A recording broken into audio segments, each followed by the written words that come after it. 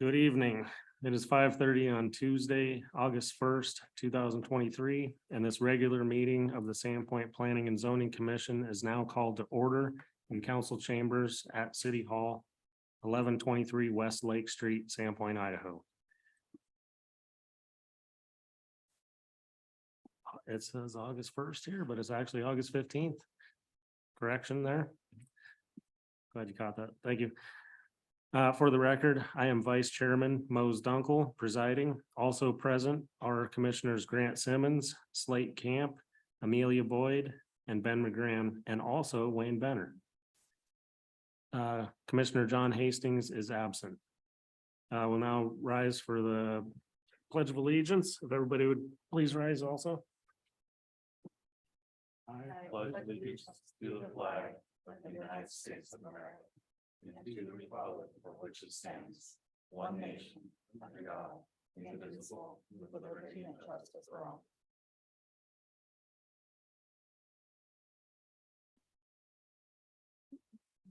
Okay, are there any general announcements from commissioners or from staff? Mr. Chair, Yes. I have a hard stop at 7 o'clock. I will be needing to leave by then. Noted. Thank you. Anybody else? Okay, moving on. Looking for approval of the August 1st, 2023 Planning and Zoning Commission regular meeting minutes. So moved. Second, It's been moved and seconded. All in favor? aye. Opposed? Motion passes. The minutes are approved. Moving on. Next item on tonight's agenda is old business. And we will begin with discussion and direction on possible changes to the final draft of the comprehensive plan with a possible scheduling of additional public hearing or forwarding the plan with recommended changes to city council. At this time, I'll yield the floor to city planner Amy Tweeten for an introduction and explanation of the agenda subject. Thank you, Mr. Chairman. Again, at your August 1st meeting, you held a public hearing. That public hearing was closed. But based on the comments received before the hearing and during the hearing, the commission directed staff to draft additional urban forestry language, specifically addressing heritage trees.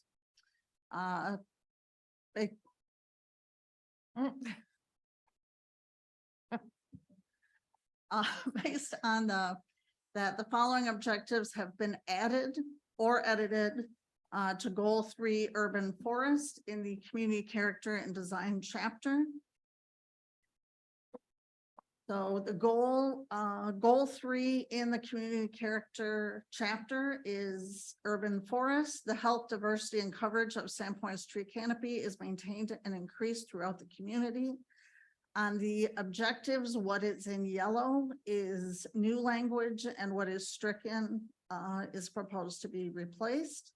So objective A has been changed to ensure that new housing and commercial developments include tree plantings and preserve and protect existing healthy trees to the greatest extent practical.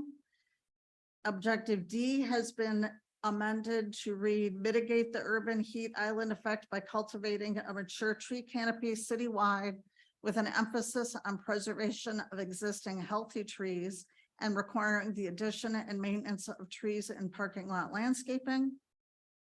And a new objective has been added, educate and engage the public to improve understanding of the urban forest value to the community. And then there have also been changes to the implementation chapter, Appendix A, or the Appendix A implementation under Chapter 3, Community Character and Design. The implementation implement the 2022 Urban Forest Master Plan, including updates to Title 7, Chapter 15, urban forestry, and completion of an updated comprehensive tree inventory. And then a new implementation tool has been added, explore and implement incentives for existing tree preservation with an emphasis on heritage trees, including updates to the zoning code and the urban forestry master plan programs. And that would be in the short to medium term.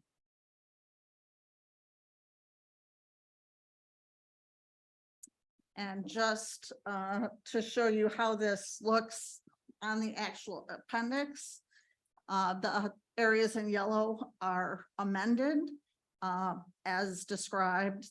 The first existing urban forest implementation action, the wording has just been amended slightly. And then we added who the partners for that would be. And then the second urban forest action item is the new one, and that is dealing with the incentives to encourage tree preservation with the emphasis on heritage trees, including updates to the zoning code and the urban forestry master plan programs. The commission did not discuss it, but the other public input that several people brought up, and there was some information brought forward that wasn't completely accurate, based on the cities providing services outside of the ACI, but based on the concern raised about or providing urban services outside of the ACI, we've added under goal 1 resource stewardship, just the yellow portion, which is coordinate with area jurisdictions to promote land use and management practices that maintain, restore, and enhance ecological functions of the Clark Fork, Penderay watershed and Little Sand Creek watershed. And then a new implementation item has been added to Appendix A, which is enter into formal interjurisdictional service agreements to clarify the terms under which utilities will be provided. The timeline would be short-term for that. Again, the city is a utility provider outside of the city as well as outside of the ACI currently, but we do not have formal agreements with those other jurisdictions. So implementing that is a proposed new implementation item.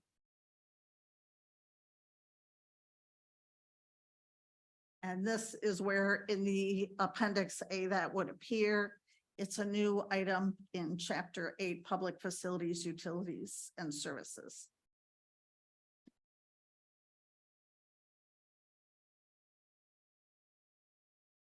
Again, this is before the commission for discussion and direction. The public hearing has been closed. So at this time, the commission should discuss the proposed changes, whether they adequately address the comments or if you wish to see further changes.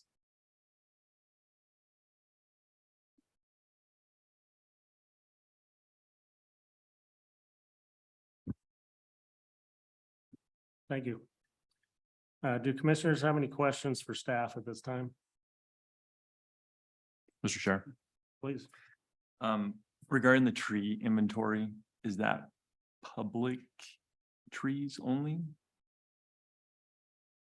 I believe the majority would be public trees, yes.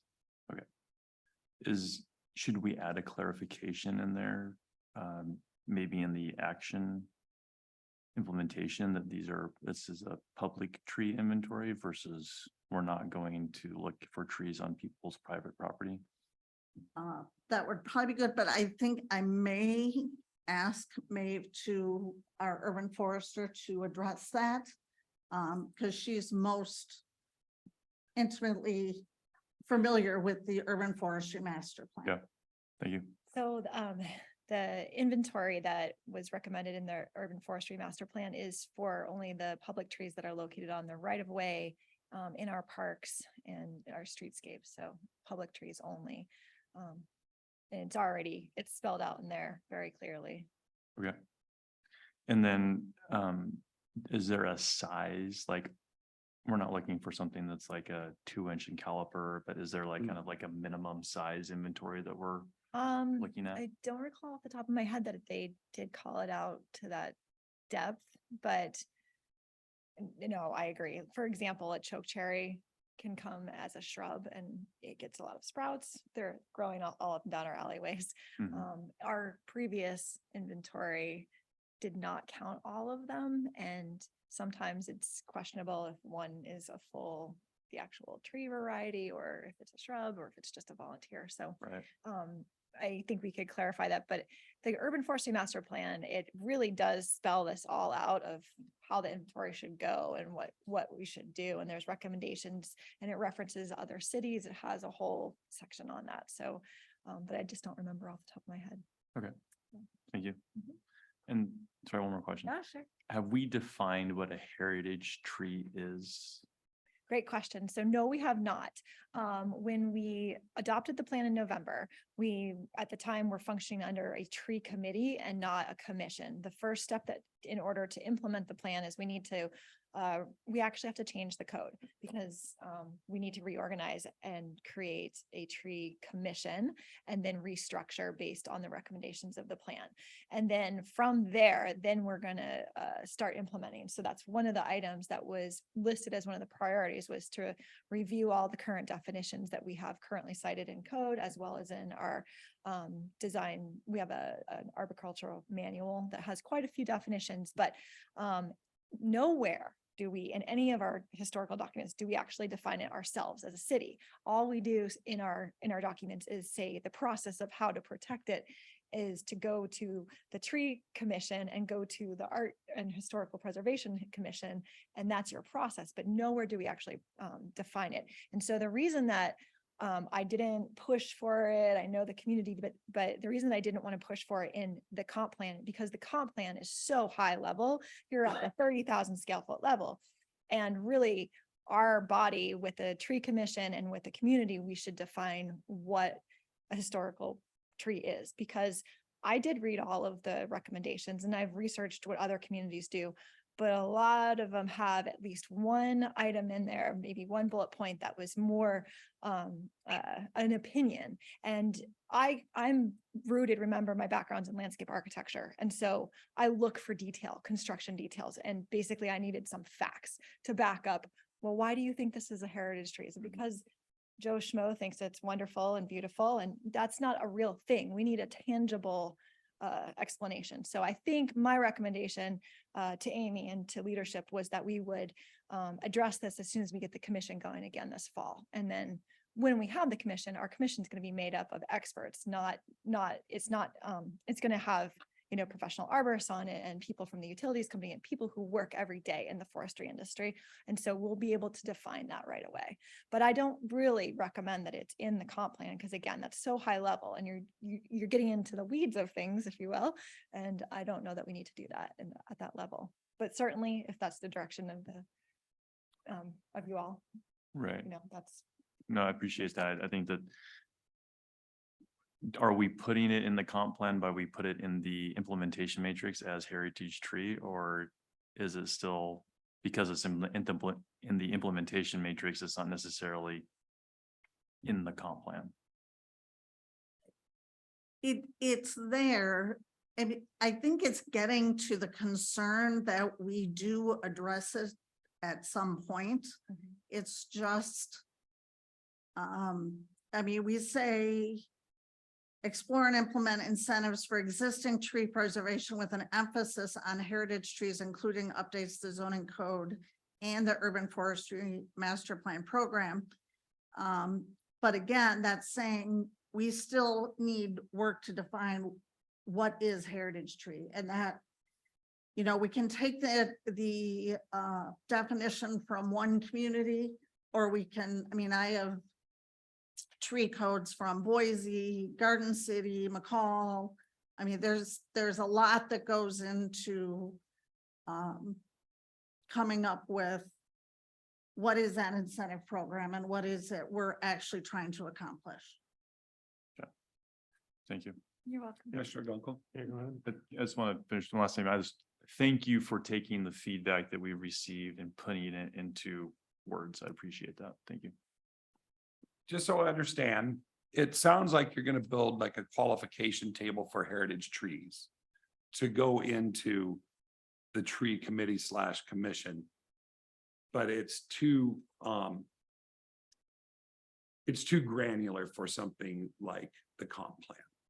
Yes, Commissioner, that's exactly how I feel. Of course, that's my professional opinion and, whatever the community thinks and whatever you all think we can adopt. And like we said, we have precedents for it, but it's sort of like you literally would be in the operation side of things at the comp plan level. And it's just not really recommended because we don't, in order to make a definition for something and to take it to that level, while it does warrant to acknowledge heritage trees and preservation particularly, which we did acknowledge. There's a process I would prefer to do. And that's to involve those experts to help us to define it and then really understand what the community wants to define it as a heritage tree. Because there's definitely some discrepancies in what I found. And a lot of it, like I said, it's just based on not all the criteria, but some of the criteria is based on personal opinion of definition. And that's not That's a good answer, and quantifiable. they're the experts, so. All right, thank you. You're welcome. Mr. Chair. Yeah. Go ahead. Amy, the proposed additional urban forest implementation item. Could we add the word develop in there? To say explore, develop and implement. Or maybe just take out explore and just keep develop. We could, develop and implement. Developing incentives doesn't get them acted upon. That's why the word implement is there. You can develop incentives, but if you don't implement them, they do. Yeah. And exploring, I think the intent there is, let's look at what other communities are doing. But if you want explore, develop and implement, we can certainly add the word develop. It was just a thought because when I was reading through it the other day, I just thought we, needed, for some reason, because I know in a lot of the comp plan items, there's always saying develop and this or that. And to me, it just seems a little more, gutsier, I guess, but that's just a personal opinion. If that makes sense. Makes sense. Makes sense. So that would be my recommendation. I don't know how you would all feel about that. Can we pull that up so I can see that too? So it would literally read, develop incentives for existing tree preservation. Oops, sorry. Oops. I don't think you want to leave implement out. So it would be here. It would be in this table. So it'd be explore or take out explore and say develop and implement incentives or explore and that's what I- develop incentives. Very good. That's what I would recommend, develop and implement.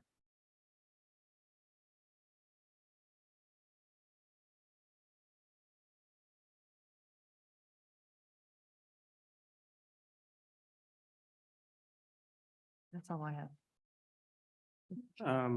Couple thoughts, the inventory will be done as a collaborative with public and private staff and community members. Is that right? Because the inventory is a pretty big project. It is. You mind if I And the speak to that? previous one that we did was mostly volunteer based, I think. Because there's a book There is. years Mm. ago that is really cool. So if that would come about again, that would be really nice. So it is a co-op. I think it was last year, USDA released a $5 billion grant for urban forestry. At the time that the grant was released and distributed to the state of Idaho, I was alerted that we would qualify. And anyway, in a roundabout way, I've already written a proposal to hire a professional company that what they do is inventories, and it's very reasonable. And it's something that I propose in my work plan going forward that we move forward, whether we get the grant or not that we would get $5 billion or even $5 million. I don't want to get everyone's hopes up. However, I do expect and anticipate that we will be seeing another round of grant cycle with that funding that has been distributed to the states, and we will be pursuing that. And I think that's how we can fund it.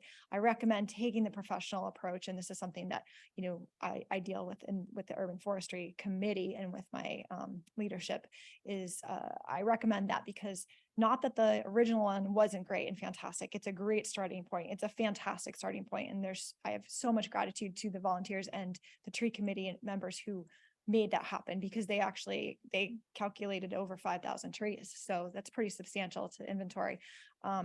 But by having the professionals do it, we can do it a lot quicker, because now they use remote sensing and they do all this stuff. And it's actually relatively affordable considering what they would take in, and it would elevate us to be able to receive further funding. So, you know, I'm ramping us up, and that's what I've been doing since I started this whole thing 2 years ago, was kind of clean up where we were, take what we were, which was a great program to begin with, but just make it better, and then elevate us so that we can ultimately go after those much larger pots and partner with our other communities.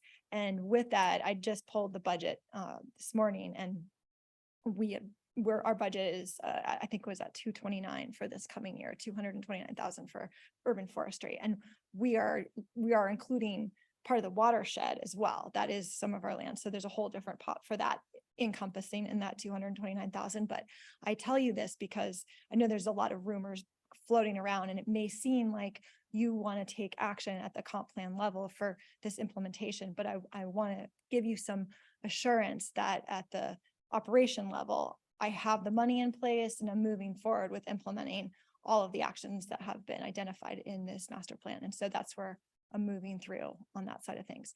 At your level, you're not normally hearing about that stuff, because a lot of times the comp plan is literally at the 30,000 scale foot level. So you don't get to hear my spiel about projects all the time. But I think it might put you at ease and the community at ease, just to know that all this stuff is earmarked to be implemented starting this fall. So yeah, I hope that helps. And I'm looking for your detailed question about size. I would just add that the Forest Service does have a designation of a heritage tree. And I'm not sure what the exact definition is, but from my experience, it's been dominant, older, site specific. So that tree may not be a heritage tree in another location because every tree looked like it. So there was some flexibility for it to be, you know, in a certain location, there could be a tree that really isn't huge or really old, but it is a significant tree in itself because of the site around it. Thought I'd add that. Thank you. Well, you're one of our local experts, right? Not yet. Look out, we'll be recruiting you for the tree commission next. Well, 5 billion, I got time now. We get that money, you never know. I'm just looking for if anything in it talks about this. There's a whole chapter, starts on page 28 of the Urban Forestry Master Plan, about the inventory, but it doesn't get as specific as Caliber. So sorry, I just want to answer that for you. Thank you. Any other questions or discussion?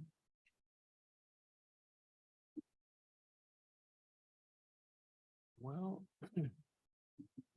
I would entertain a motion regarding the recommendation of the final draft of the comprehensive plan as presented with the changes that we've made, which are only one small change as far as I can tell. Yeah, I just wanted to show the commission how that will look. So the word develop was added, develop and implement.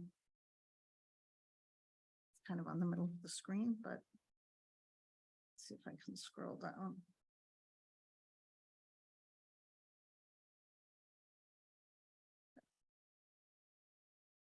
That would be how Appendix A would be changed. Mr. Chair. Yeah. So Amy, there was some discussion in the last meeting that depending on the extent of the changes, we would possibly need to go back through public comment. Can you advise on your thoughts on these changes and whether that needs to go back through public for comment before it goes to the city council? As I explained in the staff report, you will need to have another public hearing. It is the commission's choice whether you want to schedule another public hearing for the commission or if you want to forward the plan with the proposed changes to city council, who will be having a public hearing as well. Okay, so the public hearing can happen in parallel with the city council. Right. City council's public hearing will qualify. Gotcha. Thank you. Nice. Well, some discussion. I feel like the changes from our last meeting regarding this are hit the mark as far as what the public commented on and the stuff that we talked about. And with the ability for public comment at the next level, I feel comfortable that the public will have another opportunity to make their case if there's an issue that they find. And I think we could move forward and feel much better than we did last time about moving forward with it. Yes. So if there's a motion, now would be appropriate time. Lights do. I'll go for it. That's like you're due. I do.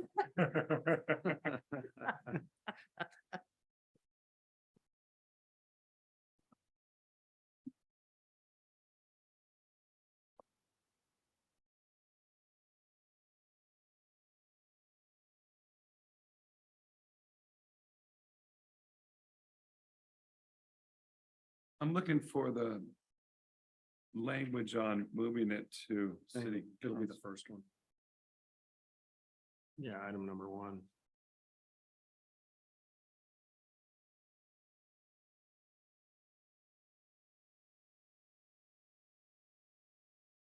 Okay.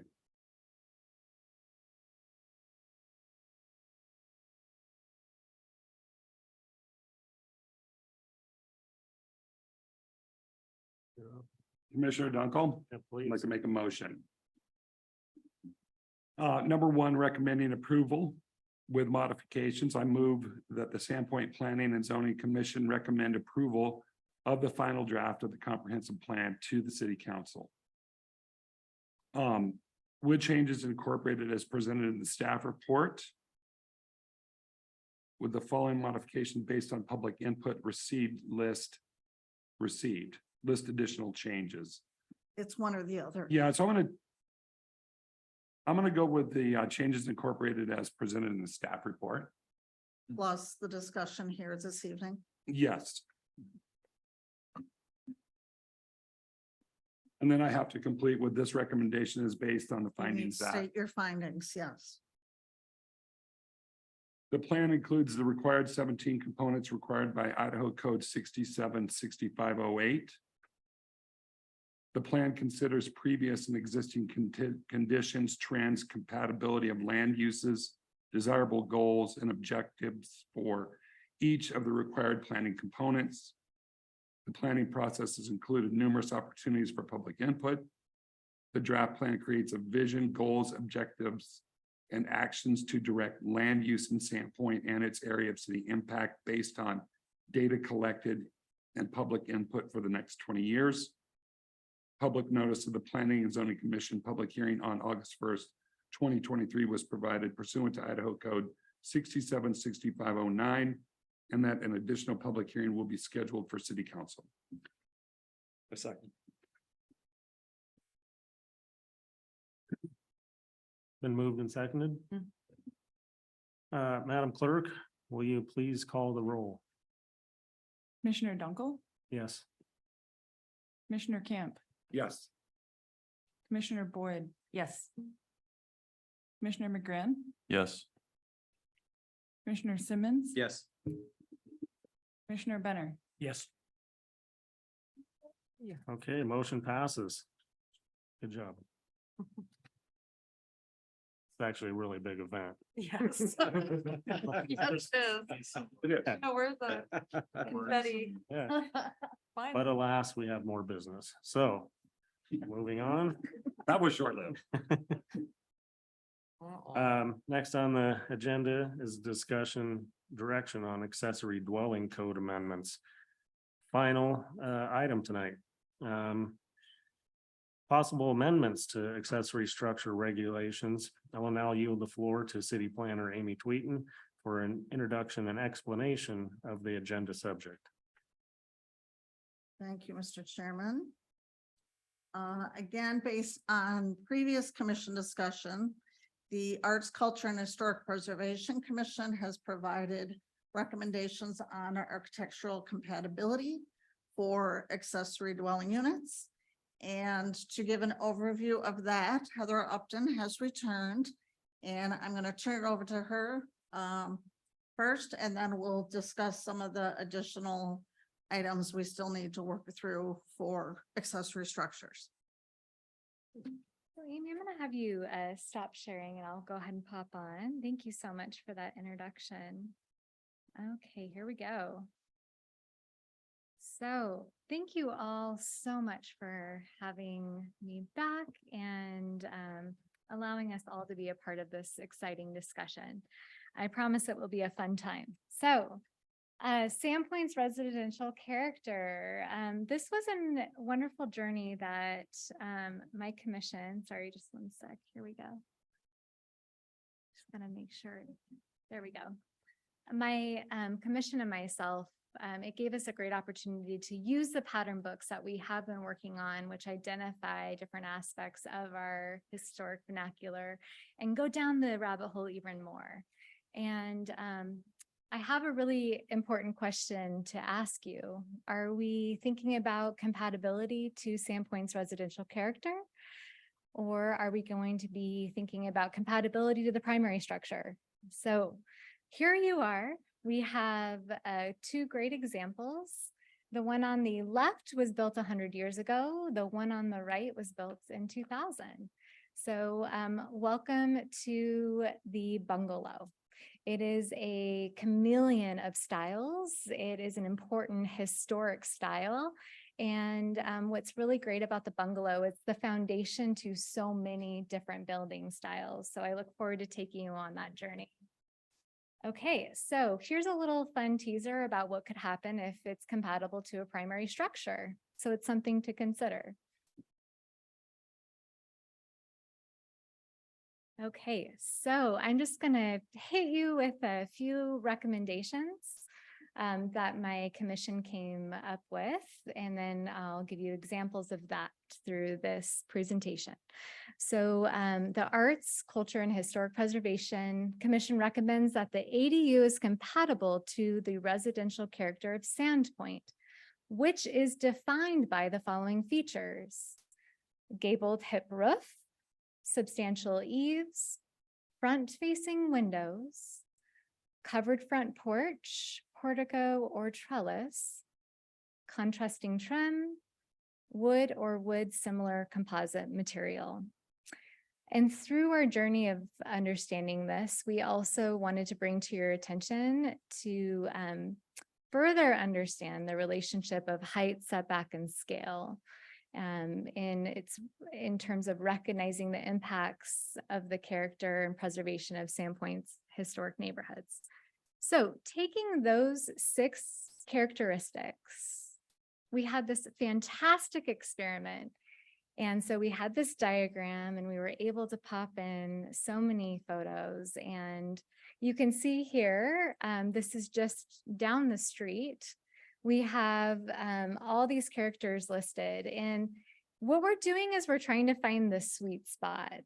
We want to be able to find character elements that can sit within any neighborhood and fit well, that help support our current historic assets that are in the neighborhoods, but that aren't really costly to be able to put forth. And I think that's really important. We want everybody to win. So here you have the eaves, contrasting trim, cladding, gabled roof, front facing windows, the covered porch there. And here's a cute little ditty from an Aladdin catalog, very basic 1900s house, same 6 characteristics. We wanted to make sure that these characteristics were solid and we weren't bringing in something that was crazy. Here is another example in one of our neighborhoods. This has a hip roof, but again, it's different, but it's capturing all those qualities. And then an example out of Aladdin book with a little bit more toppings to it. So you see there's brackets, it has more, substantial front porch detail. It's a story and a half there. This is a new home that is around historic bungalows. And they really celebrated that character with these 6 moments here. And then we have a rancher. I love this photo, again, from an Aladdin catalog. And it's arrestingly picturesque, wouldn't you say? So.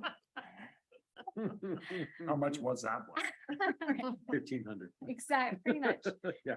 So I really got into this and I went through and threw in so many photos, but I wanted to make sure that these elements they could just go with everything. It is the black dress and the wardrobe, right? So I just wanted to dive in and give you examples of the importance of some of these. I'm not going to go into detail about all of them. We all know what front-facing windows look like, right? But when we talk about a covered porch or portico, we don't have to go crazy. Yes, the one in the lower right is pretty fabulous. It has a lot of character, but it could be something very simple like the one up top. There's so many reasons why we would do this to a house. Number one, it's the protection of the person entering in the house.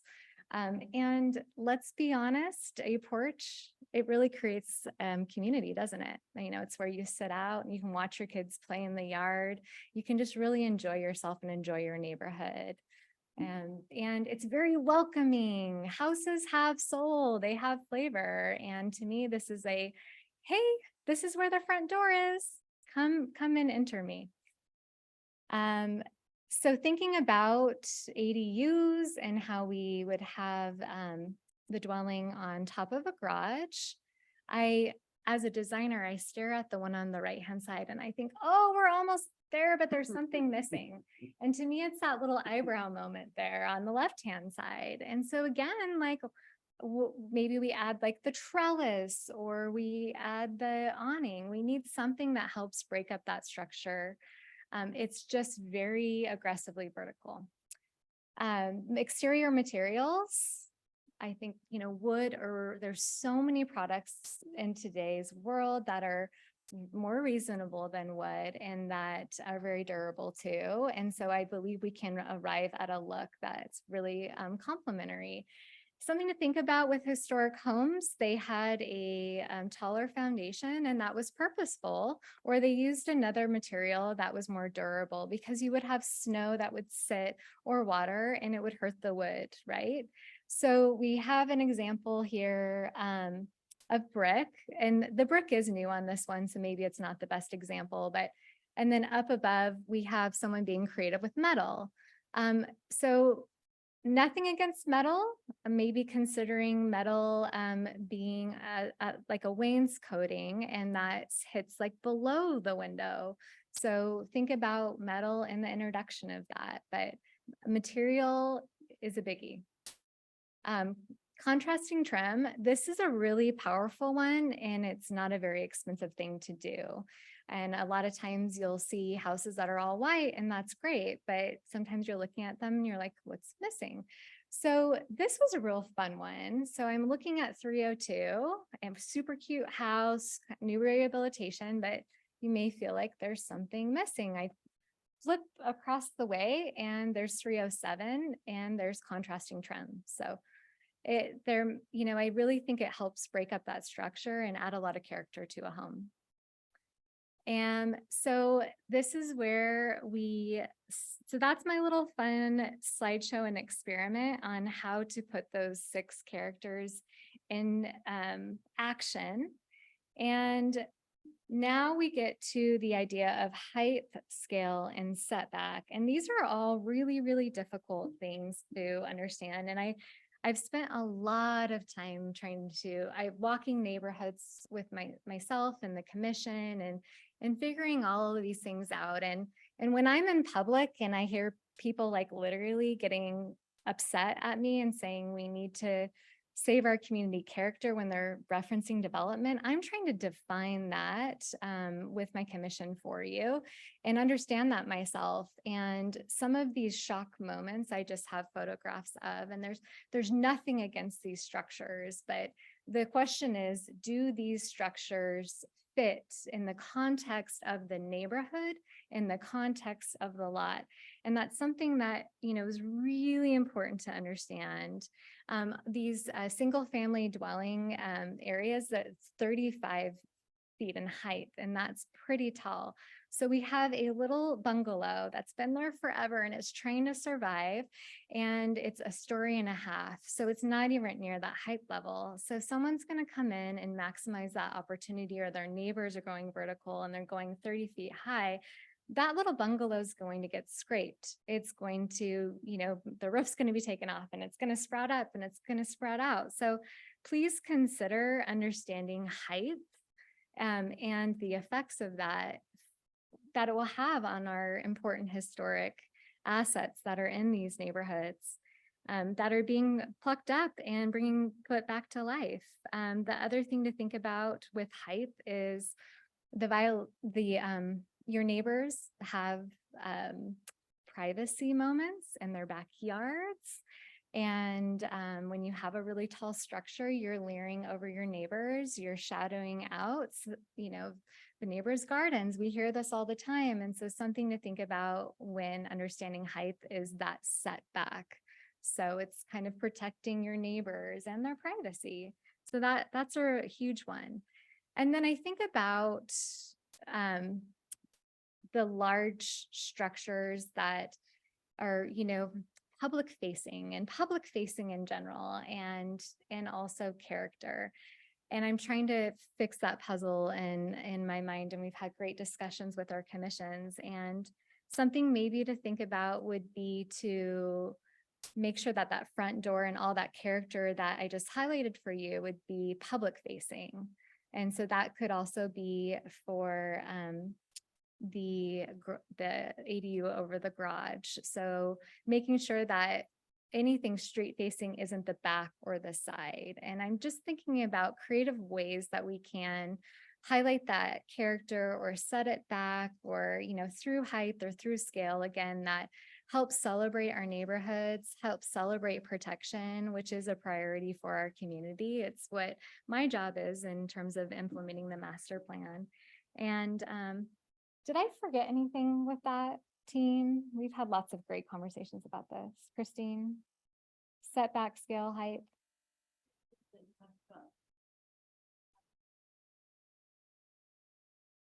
Your microphone. I always love to chat with experts on this. We have wonderful No, but we've had conversations. lots of great conversations about what defines character. And we talked about that at corner lots, what makes us uncomfortable or more comfortable. And we were able to make that connection with some ADUs on corner lots that were street facing to the flanking street, instead of kind of having their back to that flanking street. Yeah. So here's a couple examples. Thank you so much. I appreciate it. We have these beautiful conversations about character of homes and trying to identify that. I mean, I stay up at night trying to figure these elements out to help you all. I know my commission does as well. Here are two examples of height, scale, and setback. These are historic properties that have ADUs that are taller and wider, particularly on the left-hand side, that have a really comfortable feel when you're walking by them. So once again, I feel like we can have it all. if you consider potentially implementing the 6 key elements that we went over, which is the compatibility of the gabled hip roofs, substantial eaves, front-facing windows, covered front porch, portico and trellis, contrasting trim, wood or similar composite materials. And again, this would be compatibility to these characteristics, which goes back to our core historic vernacular, which is the bungalow in our community. And then an appreciation of understanding height, setback, and scale as it relates to the context of the lot and the neighborhood too, and neighbors at large. So thank you so much for this opportunity. It's been such a joy to go down this rabbit hole, and I hope that this helps. And my commission is so excited to be a part of the conversation as well. Mr. Chairman, I have a question. Go ahead. Thank you, Heather. I appreciate your enthusiasm. Absolutely. What's considered a substantial eave?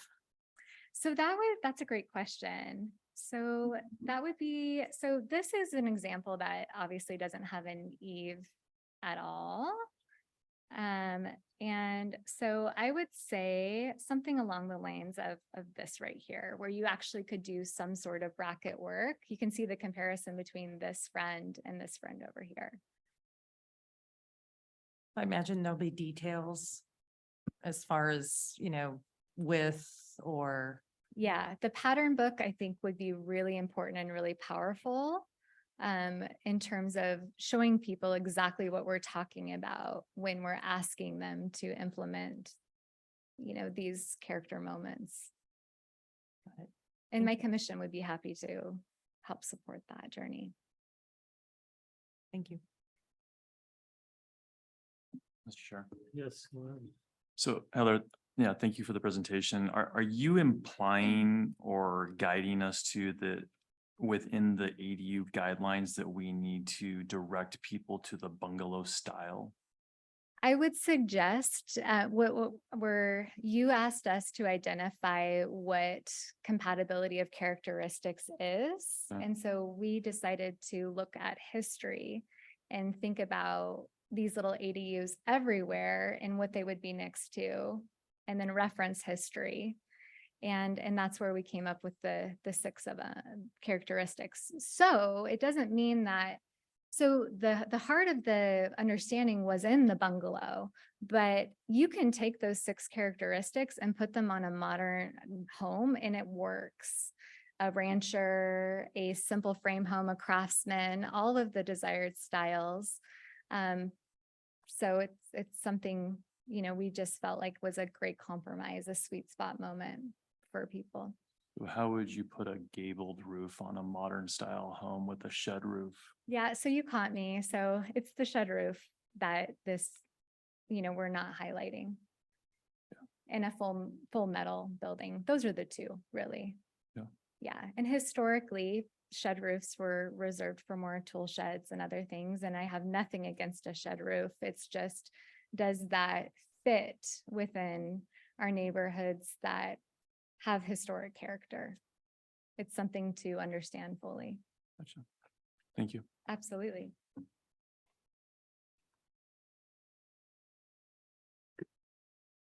So no industrial buildings, no industrial type architecture.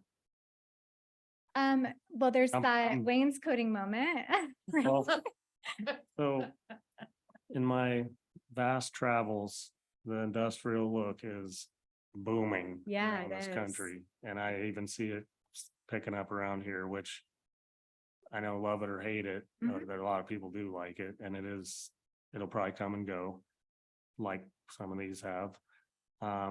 So how do we leave it open for people to be, architecturally, diverse Mhm. and to maintain their property rights as far as what their Absolutely. design is? If I feel like those 6 points could be incorporated into an industrial look or other looks that haven't been highlighted. If those 6 things were components of what an ADU or a, an accessory building would need to have, I think you could get that. Except the wood, the being entire or wood, a wood component to the siding. That would probably be the hangup. Mhm. Yeah, it's interesting because I've spent a lot of time analyzing buildings and hearing positive and negative feedback about some of the new development that's been coming in. And it's really fascinating because some of them are so right there, but it's maybe, the metal where it's placed or a roof angle and so this was just my analysis. And really what I've done is I worked with my commission and I've done a deep study of historic architecture and our history here with houses. And so I'm coming at you from our historic lens. I believe that people need to be individual and be creative and celebrate it. And so that's that compromise that you kind of have to make. And what you mentioned with trends, how they come and go, we see that with infill. And we see some pretty interesting infill in the 50s and the 70s in our South Sandpoint that are kind of interesting to walk by. And so that's just something you have to consider. The idea is to create a code that is for longevity, right? That can withstand the trends that come and go. And for me, I always go back to history and to a timeless design, which I believe are these key characteristics, and in hopes that they make everybody happy, and then that they can complement most all building styles. But you're right, it is a little bit more difficult. Right here, this one has a gabled roof, but this one has a lot of really exciting angles and shifting and moments. And that's new. That's new architecture pizzazz. What I can tell you as the individual that is to oversee historic preservation and to preserve our community character, our community, I hear a lot of feedback that they're struggling with this new modern build and they believe that it doesn't fit. And so that is why, according to the history dive that I did, and my understanding of historical architecture, the gabled roof as a housing style is new. It's more modern, and same with cladding a whole building with metal. And so that's just something for you all to consider. And it's a tough one. We don't want to control people's design elements necessarily, but for longevity and for preservation of our community character, which is our historic residential neighborhoods, it's just something that you have to consider. I hope that answers your question. It was a long one. I've been trying to figure it out too, because I want everybody to be happy, but it's a hard one. Yeah, we're not gonna get that, but everybody? Everybody, how can we figure it out? So that's where we just sat. We felt like those 6 moments were ways, and Amy and I, we had fun. I mean, this was like a game that I wanted to play with my 9-year-old. So we started looking at pictures and we can Stop sharing. Yeah, Oh, yeah. sure. Let's do that moment there. And just for fun, let's play a game. Okay. Sarah, you've done a great job of documenting quite a bit of our ADU worlds and our housing inventory. I also took many walks with our commissioners and took photos. Sorry, this is not cooperating. All right, we'll go like this. Okay. So based on Heather's presentation, we thought we would just show you. And again, it was, if you can remember the 6 elements, they were. Yes. Should I leave that? Yeah, so I can say those things. So Yeah. the gabled hip roof, Gable- and Gable roof, contrasting trim. Covered entry, and the cladding, so wood or wood-like materials. And Eaves. front facing windows, okay, and then substantial eaves. So making it, but so you're right, like the word substantial, like just eaves in general would accomplish that. So, sorry. so these are 3 existing 2-story ADUs. 2 of them, the one on the left and the one on the right face alleys.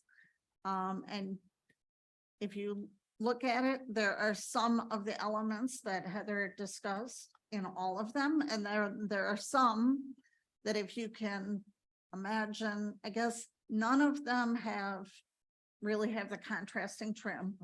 And what that accomplishes is it makes the window more visible. Makes it stand out more.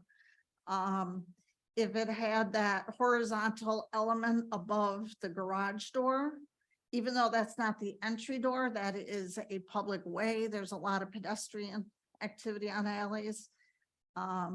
It would also provide cover as the vehicle was going in and out. Let's see, what else? All the windows. Oh, the front facing windows. So this is a challenging one because so many of the ADUs, they use the alley obviously as the vehicle entrance, and the pedestrian entrance is either on the facing the house or facing the side. But it has if there's no windows on that side, it's just less welcoming. So this is, if you can imagine some of those elements that Heather was discussing, and if those were, if the one on the right actually has quite a bit of detailing to it, but if it had contrasting trim, it would have that much more appeal, I guess. So that was just, these are pretty stripped down designs. And I think what Heather and the commission tried to come up with are things that actually do make a difference, but they aren't necessarily costly. It's not costly to have trim around windows and doors a different color. Having, if it's a trellis or a small roof structure over the garage door is not a deal breaker on, these are $200,000 structures, a lot of them. But in the long term and for the community, it will enhance it from that perspective. So back to, no, we can't make everybody happy. And this is the comprehensive plan that I'm going to compliment you because you did forward it to city council and it was a long haul, but there are a lot of big ideas in that document. And we're now funneling down, and this is the first attempt at updating a code, but we have to go through this through the whole code. And we have to balance housing with historic preservation and urban forestry and all of these things. And that's when we get into the nitty gritty of doing codes.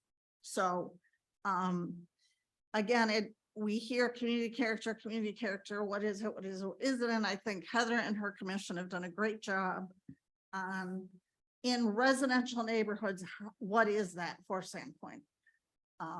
So. And one thought I forgot to mention too is instead of like the code is kind of right now, excuse me, this is kind of subjective, but it's creating kind of these tall structures. So that's why if we add these toppings, these kind of vertical, like kind of awkward, if we add these characteristics, it's celebrating that structure. And so when people walk by it, it's almost like having 2 cute houses on one lot. And I think like visually to the public, it's just way more satisfying to take in. And that was my thing about the power of those characteristics. They go really far. And it's something that someone would be proud to live in too. So, thank you. So by getting those general elements into what is the code actually going to require will be the next step. So with that, I wanted to get to more of the, I'm having the hardest time with my mouse today.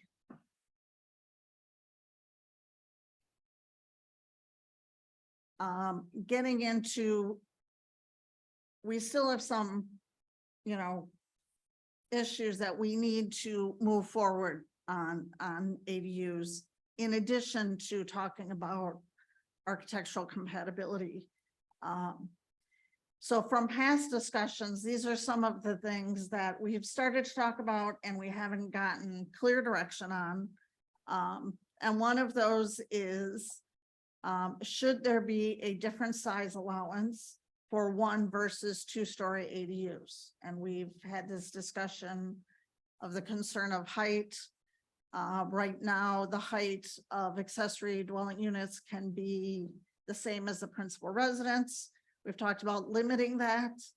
But this was an example Commissioner Dunkel provided of, do you limit the size if you go vertical? That is one possibility, that if you have a ADU above a garage, the ADU itself is limited in size. How do we calculate that 900 square feet? Is that gross area? Is that net area? Is that currently the building code? If we say it's 900 square feet habitable area, that actually means you take out bathrooms, you take out hallways, you take out closets. So the actual area of it could be quite a bit larger. And if in our if our recommendation on ADUs is to stay with the 900 square feet, you could say habitable and non-habitable, so that it would be everything. Just if that's what we're thinking, the restriction needs to be, and that also is much clearer for people to not, again, we want regulations that people aren't trying to find a way around or can't find a way around, because what we come up with is what we should truly want people to be following.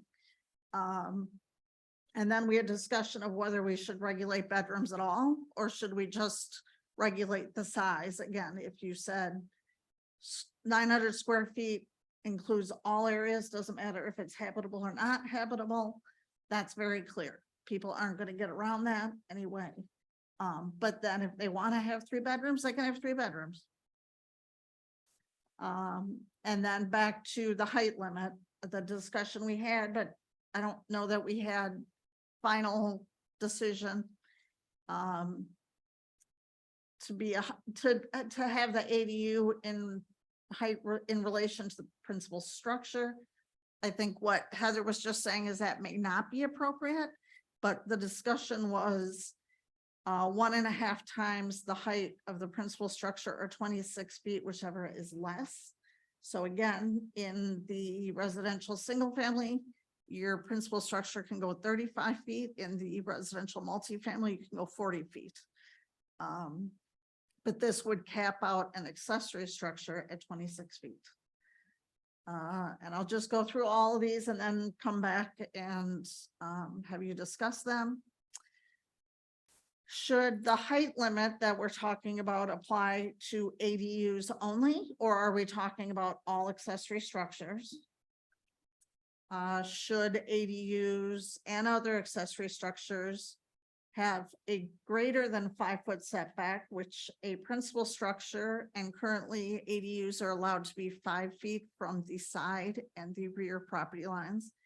If you have a taller, over a single story ADU, should it be moved back from the side property line? Again, you are putting a structure next to what people consider their private open space in the backyard.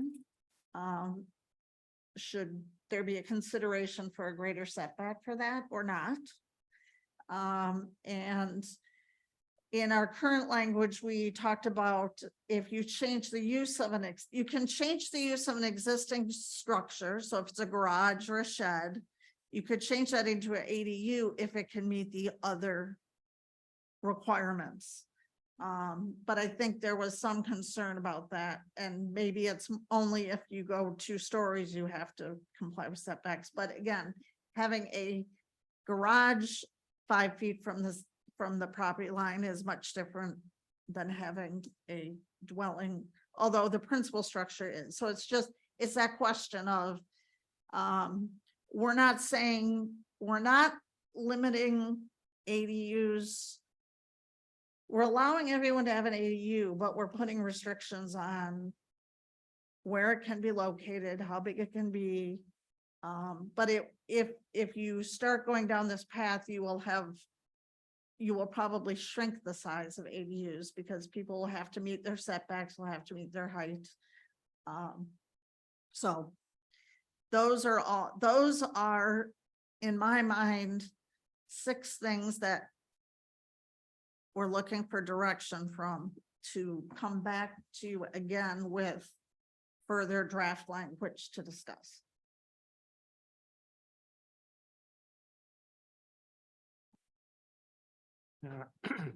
Thank you. Any questions for staff? Mr. Chair, Yes. on the corner lots, like why in the write-up that was provided on the proposed language, why are we treating corner lots with a different height exception? Let's see, that's in the, That's item, looks like I1. all right, you're looking at the proposed language? Yeah, All right, if I can get my mouse where I can find it.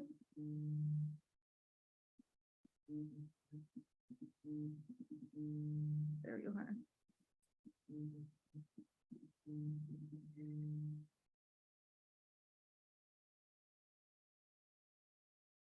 This is very strange. Let me do this.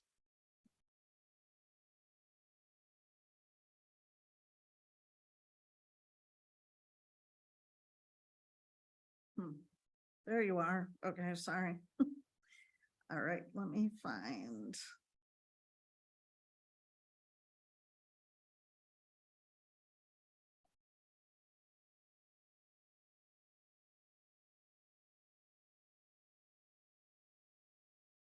I'll just add some more comments on this while you're pulling it up. I think that this allows for this kind of like obtrusive high building that's in front of a very small building on the corner that we've run into that's being built over here. Well, this is actually saying, it's restricting it more because it has to be behind the footprint on both frontages, so it has to be behind. It's really got to be tucked in the corner away from the corner. It may not be, the intent of this is to make the ADU be, if you're on a corner lot, to be as far away from the front and the corner front as possible. So it has to be pushed all the way back to the corner of the lot to make it less obtrusive. I get, but that's kind of subjective, right? Like how far to the corner of the lot? I don't see why we would treat that differently. It seems like that's almost less restrictive than more restrictive than I.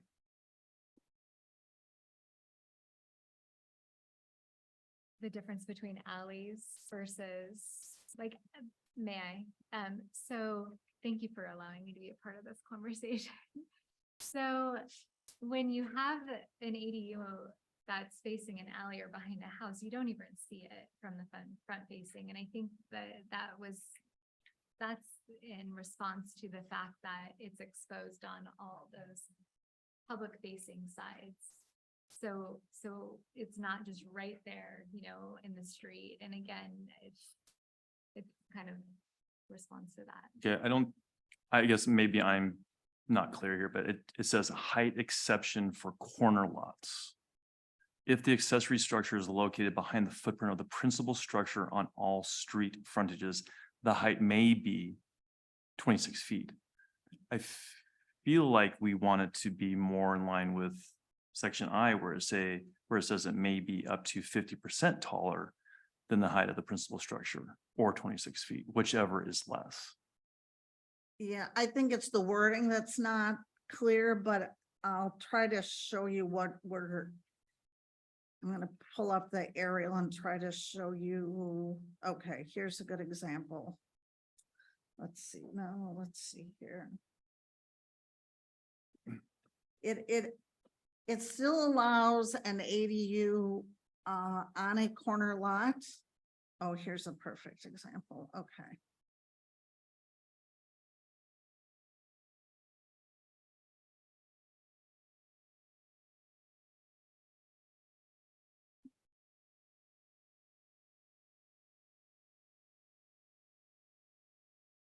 Okay, so if you look at this property.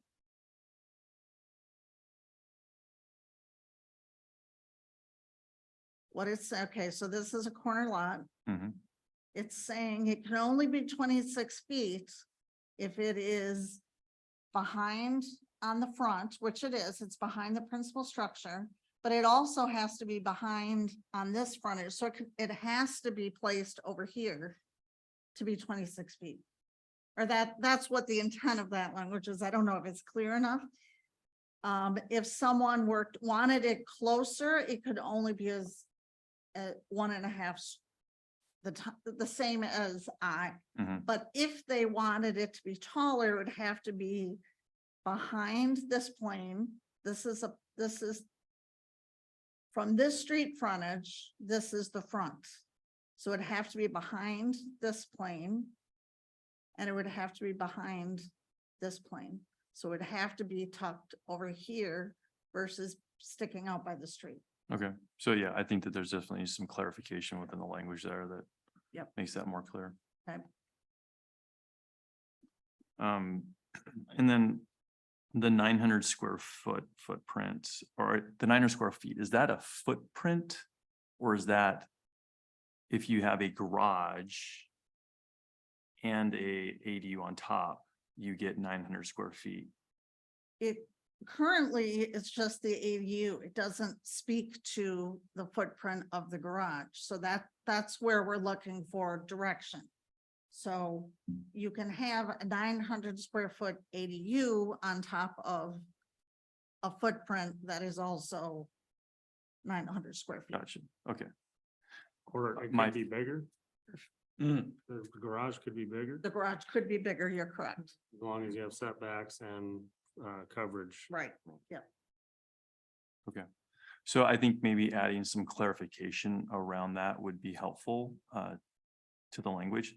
And in my feeling to remove like the ambiguity around how it's calculated, I felt gross square footage would be the number. And you know, whether people feel that's inhabitable or not, I mean, it's just a gross square footage outside wall to outside wall. You get 900 square feet. Yeah, I agree. I agree with that one. The design compatibility, I like the way it's written right now, in the sense that we just say it must be consistent with the principal structure. I think that that does leave some open to interpretation, but I think there's some very good examples of what is not consistent with the existing structure that we have here going on. But I feel that if we start to get into the specifics of trim, entry, cladding, front-facing windows, eaves, we're just adding layers into a code that has already got a lot of information in it.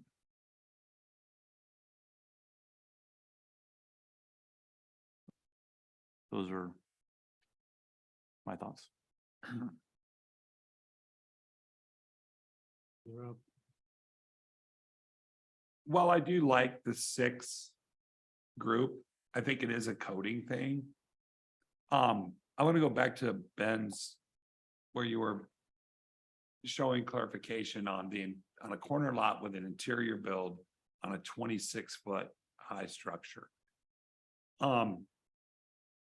Is there an issue if you wanted the structure to be to the right, an ADU at 1 level, 1 story? You wouldn't have to put it tucked all the way back. That's only Yeah. if it's, So instead of being tucked back for the taller one, if you wanted it over on the opposite side at 1 story, is that acceptable? yes.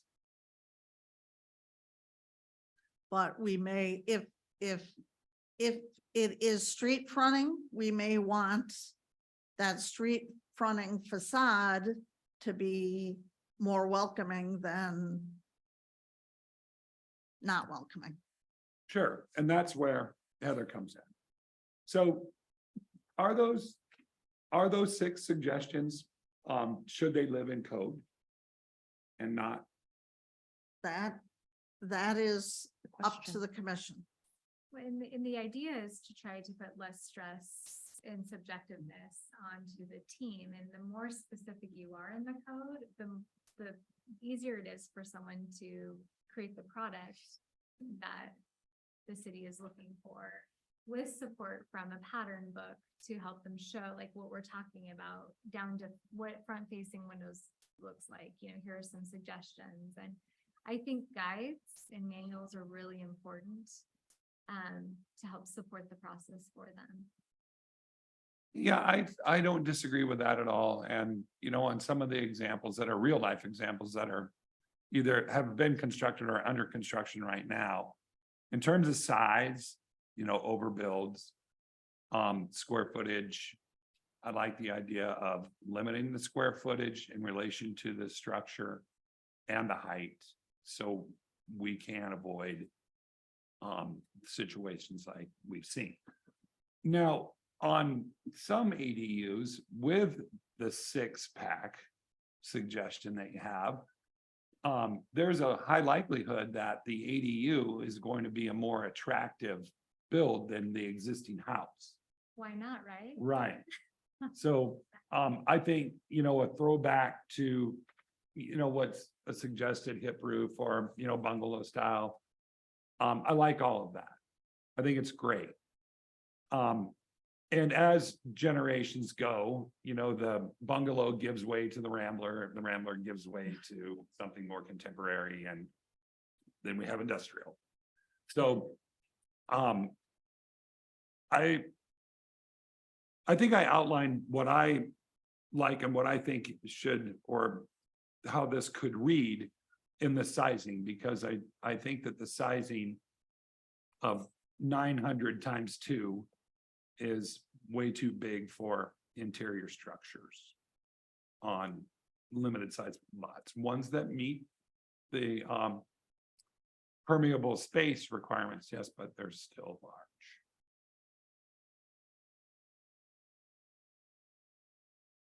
So I just need to clarify, are we saying accessory structures we're limiting to 900 square feet gross area? I thought it was ADUs. Or- ADUs, I'm sorry, ADUs. ADUs. But And- okay, so the 900 square feet gross is the ADU that could be sitting on top of a larger garage. No, I don't support that. They're too, Could be sitting on top of a 900 square foot garage, or no, I prefer them to be smaller, 900 square feet total garage and dwelling space? possibly. I mean, that's what we're here to discuss, but I think that the play on the existing code, if you will, exploiting it to 1,800 square feet is Well, that's Too 2 broad. stories. That's 2 stories. I mean, Yeah. I guess that's the maximum extent. Doesn't mean somebody has to do that, right? No, it doesn't. It gives them the maximum. I guess it depends on what your lot allows. That's why I like the 75% of the existing structure too. so not to exceed 75% of the existing structure. Or the what the proposed language was. The maximum, so a maximum size, if you have more than a single story ADU, the ADU is limited to 675 square feet. Yeah. But that does not put a restriction on how big the garage can be. I'm concerned about, what it creates in way of configuration of the building. So you go from a 900 to a 6. So Right. however you do it, maybe you taper in or whatever. I'm not an architect or a builder. But I think it raises some issues. What if you added some language that it cannot be like larger than the principal structure or has to be 75% less than a principal structure? Are you trying to get around? Yeah, I think that it can't exceed the size of the primary dwelling. Are you saying the area or the footprint? The footprint, well, total square footage. Okay, It's an ADU. It's not a primary dwelling. It's like, to me, there's this Rubicon of you have your primary dwelling. And then let's say it's 1,200 square feet and then your ADU, which implies to me that it's going to be a smaller unit that you can rent out to, a single person or a couple, whatever. But not to be bigger, not to be 600 square feet bigger. I don't think it should be able to exceed the primary dwelling. just the ADU, you're saying, Yeah, okay. Or do you mean the Gotcha. ADU plus the garage? the ADU plus the garage. Right. That entire structure, Yes, ADU plus car storage, correct. cannot exceed X% of primary structure. Yes. So we are discussing accessory structures Right. in we are. general, so it includes both. Mr. Chair, Yeah. my take. Yeah. I'm just gonna answer these questions that you have listed. Thank you. So yes, I would think gross for, oh, where did that go? Your limit size, gross area or net. So I think gross would be the way I would go. Habitable and non-habitable. I still think 800 square feet. I think 900 square feet is too big. I've been pushing for smaller square footage. So I think whatever the square footage that this commission decides, incorporating entire square footage to include habitable and non-habitable, I am in favor of. To regulate bedrooms, I don't think that's necessary. Height limitations, Sorry, absolutely Commissioner Boyd, you said do regulate bedrooms or do not? do not. Okay, No, I don't think that's necessary. Height limitations, yes, I think max height should be 26 feet, period. And 5-foot setback. I don't think going any further back in the alley is necessary. I think 5 foot on, I think is what we have on side property is doable. And my only question I have is street facing facade on corner lots that we were talking about.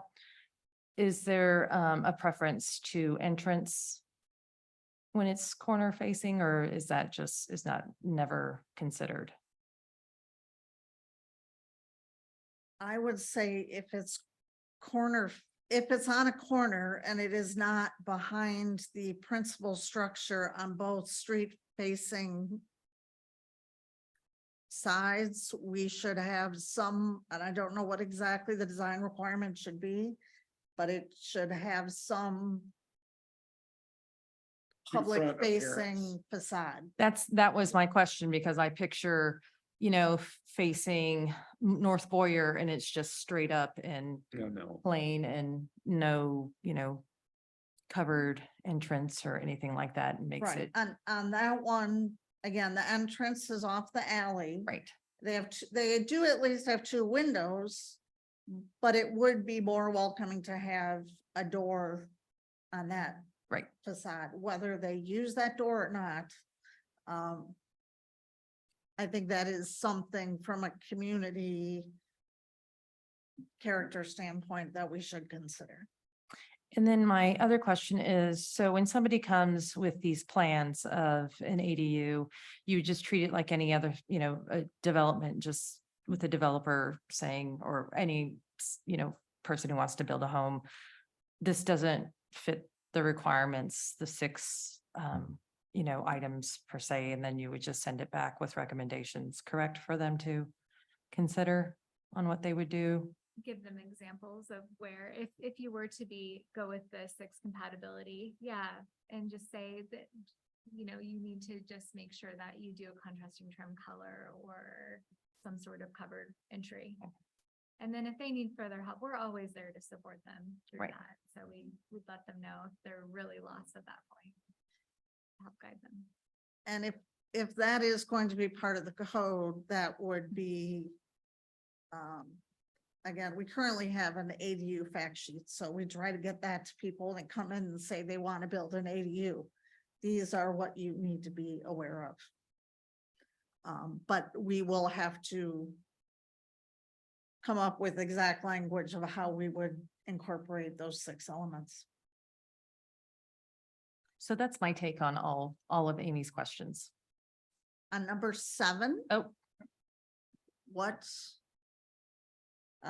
So- How do we address existing structures converted to living space? so that's the one that I am not sure about because, that's, you think of grandfathered rights, it's already there, you're just adding a second level and now you're asking them to basically move the entire bottom. I mean, gets costly. So that one I think would need more thought on my part. I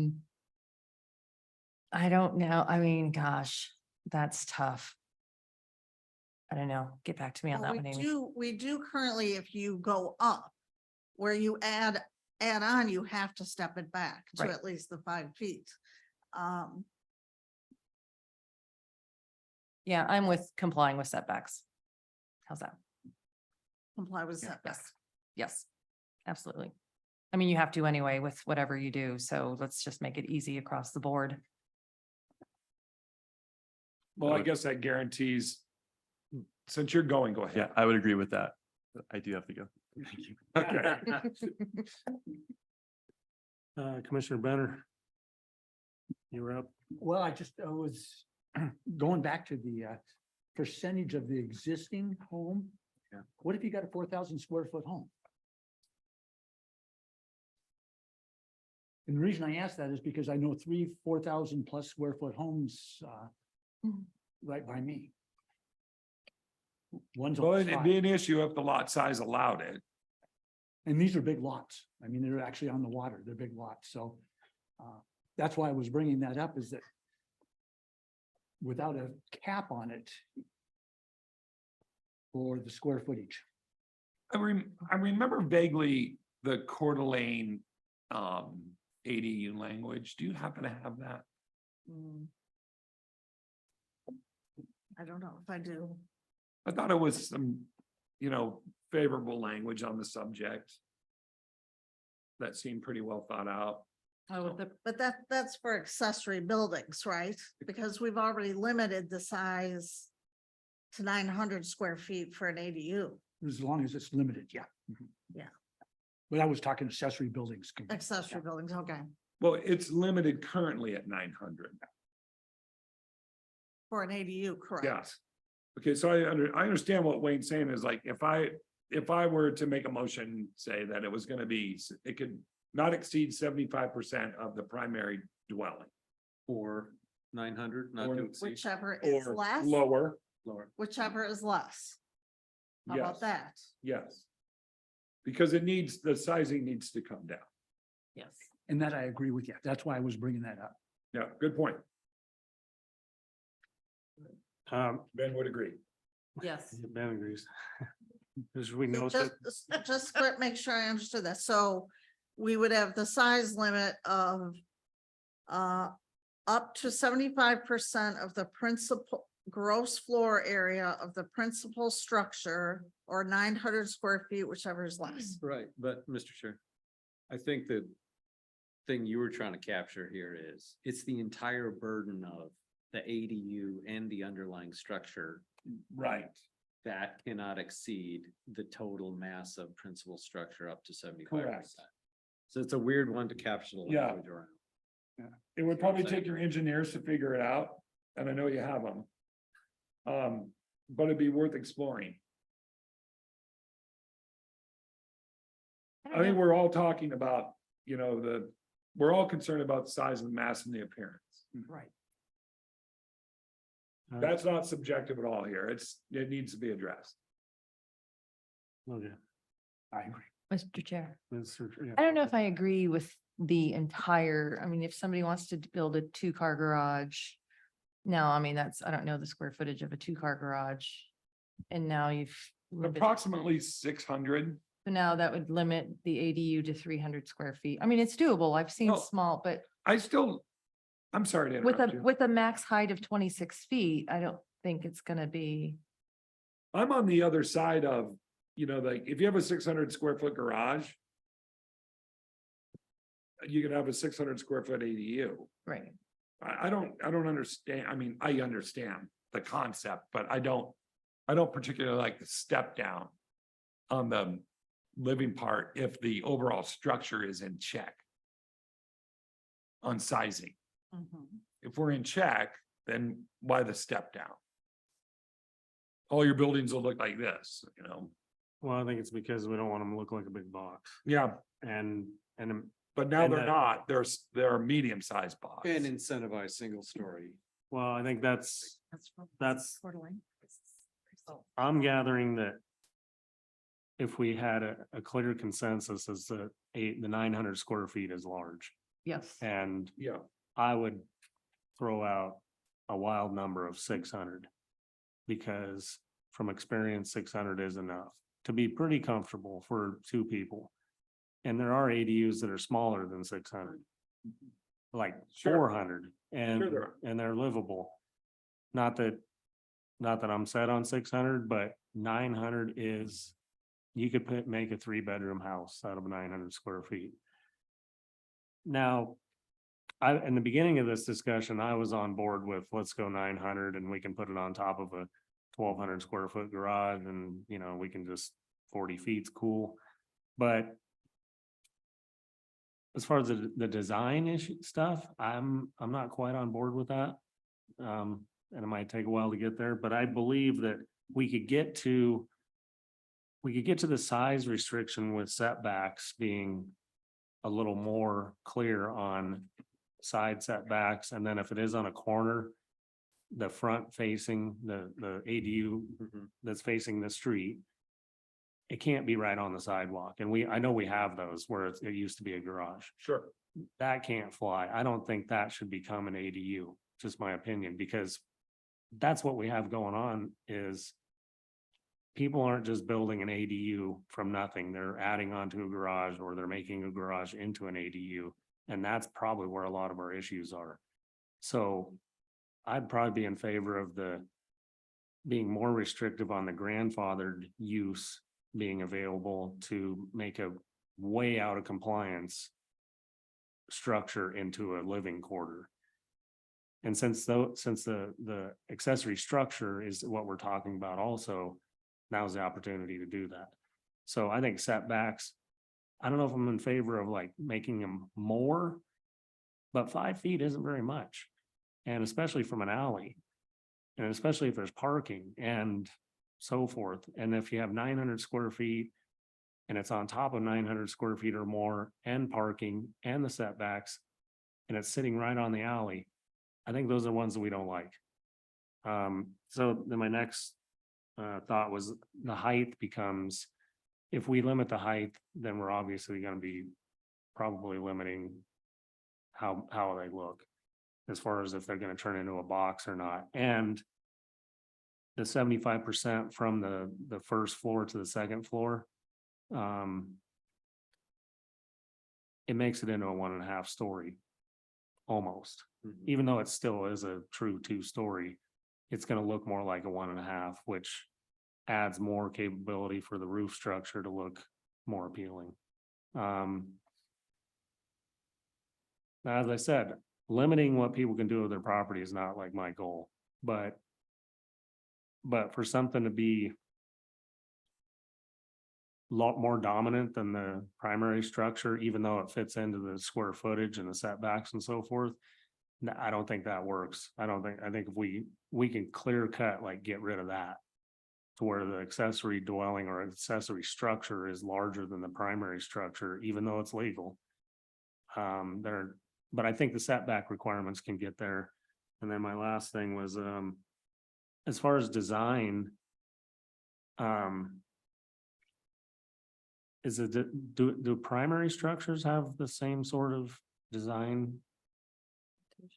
Okay, so that, I'm not opposed. Some, but I know- not specifically what was discussed, but there are Those- design requirements for principal structures. And those, if I'm wrong, let me know, but those came about in the last comp plan review in over 10 years ago. So Of the some of those. code development, correct. Yeah, so when those, thinking back to that time period, those were met with some resistance, but we have survived it.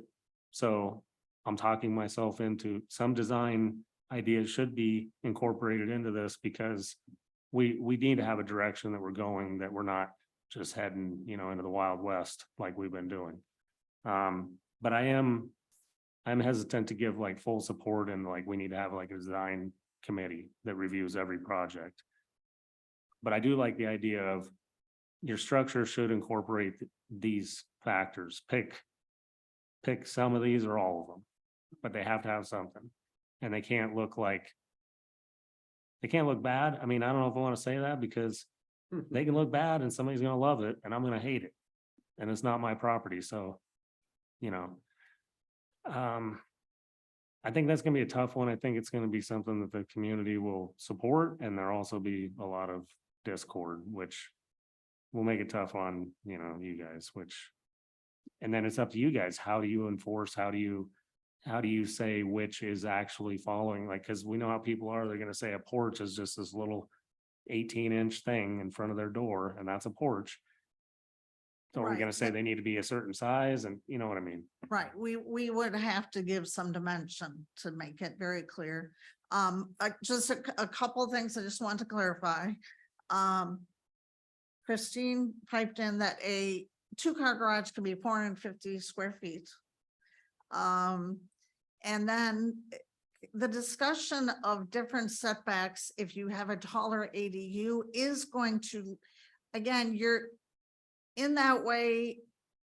If you set your maximum area, you're being permissive, but you're saying these are restrictions based on your lot. So your lot may not support a 900 square foot ADU because we think having appropriate setbacks are important. Height in proportion to your current house is important. So that's just something that you could allow a size, but if you increase setbacks, the taller you get, that's going to restrict how tall that structure can be. Yeah, and how Yes. big it can be. Right. Mr. Chair. Yeah. Can we go to number 6 again real quick? I just want to pressure test number 6. Sort of along those same lines. Meaning, if it's along an alley, it's probably okay, although 5's still not a hell of a lot. But if that 5-foot setback is on, if my yard is on the north side of that setback and his garage structure goes from 12 to 26 feet, does it need more of a setback? You know what I mean? That makes sense? So if your original design was 12 feet, you wanted to go to 26. Should it require another 5-foot setback or double? the More of a setback? setback, particularly if I'm that guy's northern neighbor and his garage is along our yard. Mr. Chair. Amy, isn't there restrictions to windows and what they should be when you're facing neighbors? if if it's 2-story ADU, or is it attached ADU, Sarah? I think it's detached. Your second floor windows have to be, Opaque or yeah, something or other. something. Yeah. If they're in a setback. Yeah. So if they are encroaching on a setback, so if you took a garage, for example, And it has a 4-foot setback instead of 5. right, Is that what you're saying? then. But privacy if, windows- so if it's at 5 feet, then the windows can be clear and Normal. normal. Gotcha. But we could adjust that as well. Right. This whole thing needs to be unpacked. I know, right? That's why I agree with it. Golly. Maybe we should have a public hearing. Mr. You Chair, will be having a public hearing, never Commissioner Bennett. fear, we're not there yet. I have to kind of agree a little bit though with the setback. If you're on the north, Commissioner Benner, can you please speak in your microphone? that if you are on the north side and somebody builds example of all these skinny homes that are built, pretty soon you got 26 feet right there next to your property line. And how long, depending on the length of the house, does block your sun, does block the airflow over to your property. And now you've actually taken away your property Well, rights I was thinking more snow shed. and snow at the same time. Yeah, all the other things you mentioned too. Because there's nothing that prohibits a long skinny one. But again, then now you're, encroaching on private property rights. That's and, what I, yes. It's a sticky wicket. Yeah. So Can we go through? how restrictive Yeah, do All we six. want to we be? don't want to be. Exactly. All right, so how about number 1? Let's focus on 1. I've already answered those. Okay, but let's just get like Chairman. a yay, nay, like a straw poll. Okay. I like number 1. I do too. 75% somewhat arbitrary. I don't have a better number. But. You know, That's based on the 900. So, I still think we need to go smaller. I have a almost 700 square foot ADU in my alley, and it's adequate. I mean, I lived in there while they were redoing our house, and it's really adequate for 2 people. So I would say 700 is a good number. so 700 as the max ADU size if it's a single story. Yes. Of course, okay, so we're going from we're recommending 900, or sorry. Going from 900 1-bedroom to 700 not restricting bed, Yeah. is that, Like 700? that's gross floor area, Okay, is that consensus? well, that's a question down the hill, down the Oh, road, isn't okay, it? sorry, Right. So. Oh, Wow. I don't know what the hell. Oh, it wasn't Oh, I load think bearing. it's my- Oh. Oh, wow. Something fell.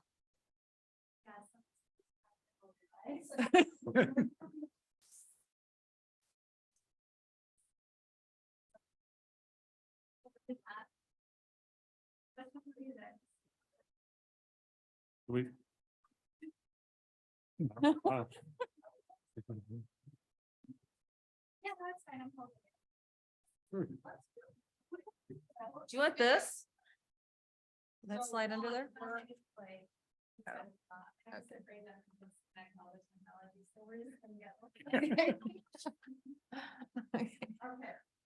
So let's break it into 2 parts, 75% for the second story. Yeah. Okay. And then But not to Wh- exceed. Not- Right? yeah, not to exceed 75%. And then we're also looking at changing the 900 to something smaller. Yes. That's my take. a big decision because what do we say? We have, how many do we have who are maybe at 900 right now? It's not a lot, I don't think, but there's some. And they're the lucky ones, right? But if we're gonna change, it's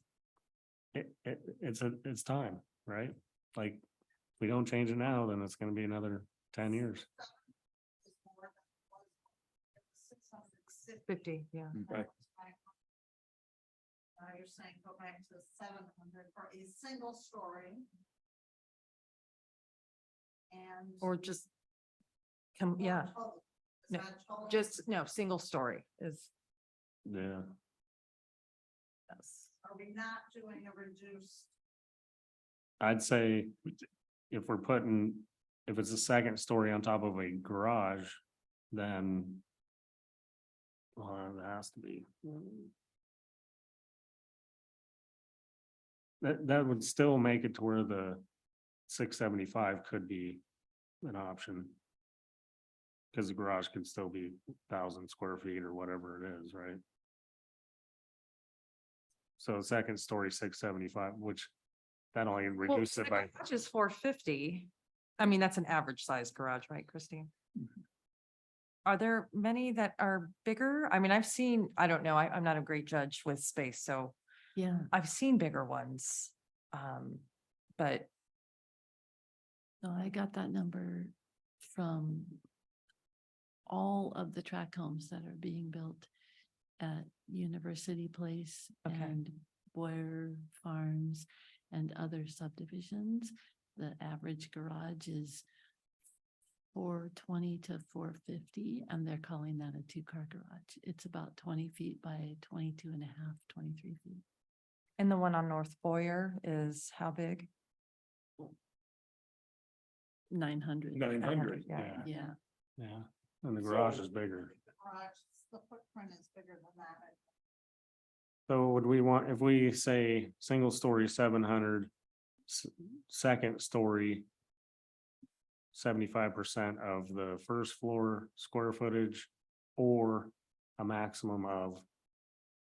I mean, 675 doesn't make a lot of sense if we're, unless we just keep it at 700 Across as the the board. max.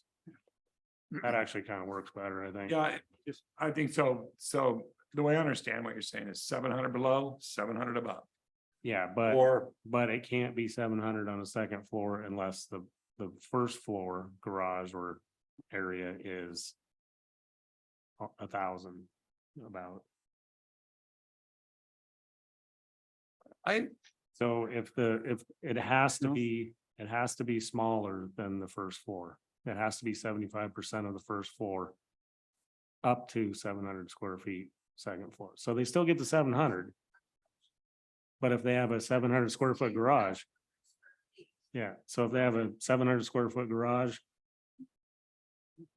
What is it, 400 and, that'll be about a 500 square foot second floor. Does that make sense? Well, it makes sense the way you're talking about it. I just don't know if it makes sense from a practical standpoint of living in it. If you're gonna reduce the footprint to 700 square on the bottom. Theoretically be 700 square on the second level at a 26-ish height. Then you reduce the reach of the building. Which is. Kind of a contentious point right now. So. I guess. You can't have, you can have both at 700, 726-foot height limit. But if you want to have a 75%. Upper level, then you drop the living space to like 500. I know it's a livable space, but. Doesn't really maximize the footprint of the building. I don't even know if that really is the objective. Well, I think that opens the door for these design ideas. Easier to put in place. Yeah. And what I see when we look at a building that we don't like is we see tall vertical walls with no breakup in the walls, and it looks like a big box, which. I mean, no offense to boxes, but these houses are making boxes look bad. So I'd like to move on to number 2. Well, real quick, Yeah, let's- I'm still in support of 900 up to 675. I drop it to 700. A one story 900 square foot bungalow as an ADU seems pretty reasonable. It feels reasonable that we should scale it. So you like what's proposed? Yep. But I'm not sure we're gonna nail it tonight either. Let's move on. You can But take, what's the consensus? I think I think our consensus is that, yeah, you want smaller. okay. So the size maximum would be 700 square feet for 1 story. A ADU above a garage can be 75 per, a maximum of 75% of the first floor, not to exceed 700 square feet. Well, could you do, That's- is that even possible to Yeah. exceed, is it? Mhm, yeah. So, and I like that, Amy, yes. you know, we're assuming that everybody's gonna build a garage. If it's 2-story, right? Well, yeah, if it's 2-story, but that might not be the case. Well, I think some of the discussion we had earlier was how do we incentivize single-story ADUs? Because those are what is more affordable. If we're really trying to get more housing that's affordable, having an ADU above a garage isn't necessarily what we want. It's backyard accessory dwelling units. May I have a history moment here, commissioners? Please. Please, Okay, so 500 square feet was a very typical comfortable house for the mill workers here, which is like that little small traditional bungalow. And I also wanted to mention that a 1.5 stories, which is the living space within that roof pitch, is it goes back to that bungalow style again, which is significant in our neighborhood.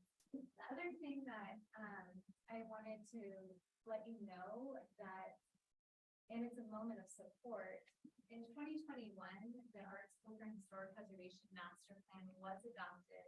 My position is new. And so all of this, and that was a community-driven adopted plan, which goes back to the comprehensive plan.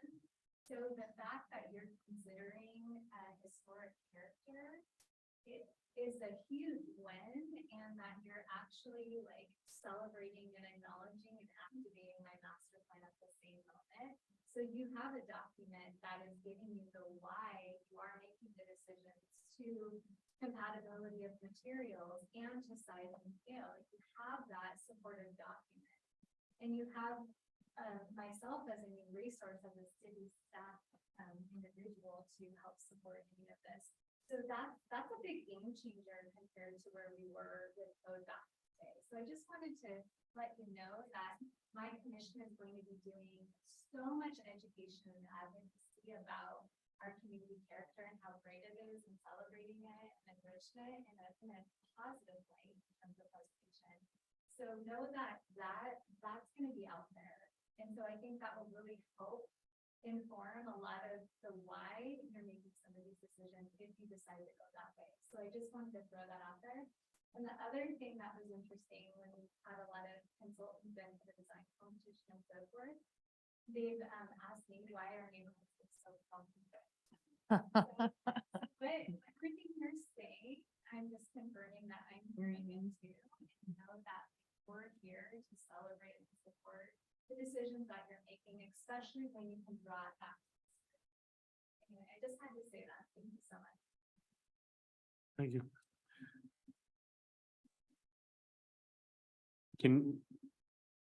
You can move forward with you can put something together with what we've discussed. I think I've got it. Number 2 seems pretty easy. I've been hearing, we're looking at gross. Yes. Does that include, is that the overhead view, or is that like wall to wall, exterior wall to exterior wall? That's a great question. Because, so if we limit, We get challenged on that.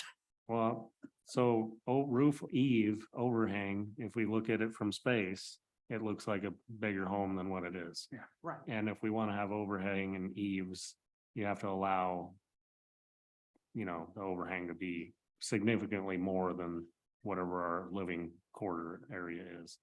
Right, what we will it is wall area. Yeah. But we have people that try to take out internal walls and delete those, so. we will be clear on when we come back of what, when we're saying 900 square feet, where it's measured from and what it includes. Or 700 square feet. Can we just, back to one, can we just have a presentation that includes 900, 800, 700, and we'll hammer it out there. But we'll do 900 and 700. Okay, because that's a big change. I think we're gonna get some feedback from people if word gets out. Which I think it will. There's people here they're gonna spread the word, I'm sure. All right, so we move on to 3. No bedroom number. No. We're all good on that. I'm good on that. Yeah, I mean, they're limited on what's actually a bedroom anyway, right? So. That one's pretty easy, I think. Number 4. I'm good with that. Yes, I think that's good. I think we established that Okay. 26 is So- enough to fit a full second story if they Mhm. found a way to do it. Because Or- it's 35 and 40 now. Yeah, The 35 right, the residential. Because residential maximum height, multi is- right. And that, I mean, I'll just let the commission know that is something we will be revisiting when we do overall, looking at at the zoning districts. Because it's different for single family and multifamily height restrictions, correct? You want your districts to be consistent, but I would say 35 feet in your current single-family district is very tall for your historic homes. It's excessive. Very excessive. So if you want to encourage people to tear down and build taller, the current code does that. but they haven't. Right? Not very many. Right. All right, what's number 5? For, oh, sorry, Setbacks. Oh, no, height limit of Sorry. accessory structures. yes. The focus has been ADUs, but are we on the height limit of is it all accessory structures? I It think seems to make so. sense. Yeah, Yes. because from the Okay. street, it could look like either one, and I guess that doesn't really matter. Mr. And- Dunkel, Yeah, I have a question. On your opening slide, you showed the 10 little houses over on Division, Mhm. which were just built a few years ago incidentally, but not 2020. But do you happen to know, just for a point of reference, what the square footage on those houses are? You know that, don't you?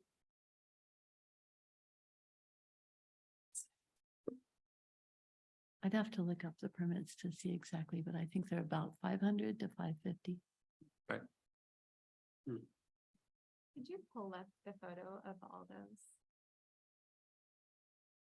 Or do you want me to?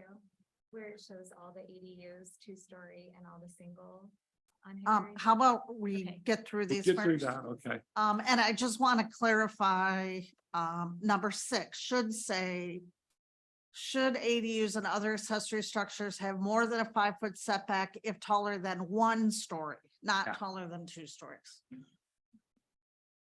so, my view on this, like I said earlier, is we can help ourselves by having possibly more restrictive setbacks on ADUs or accessory buildings, period. I think we've discussed the setbacks in pretty good detail a few months ago. Yeah.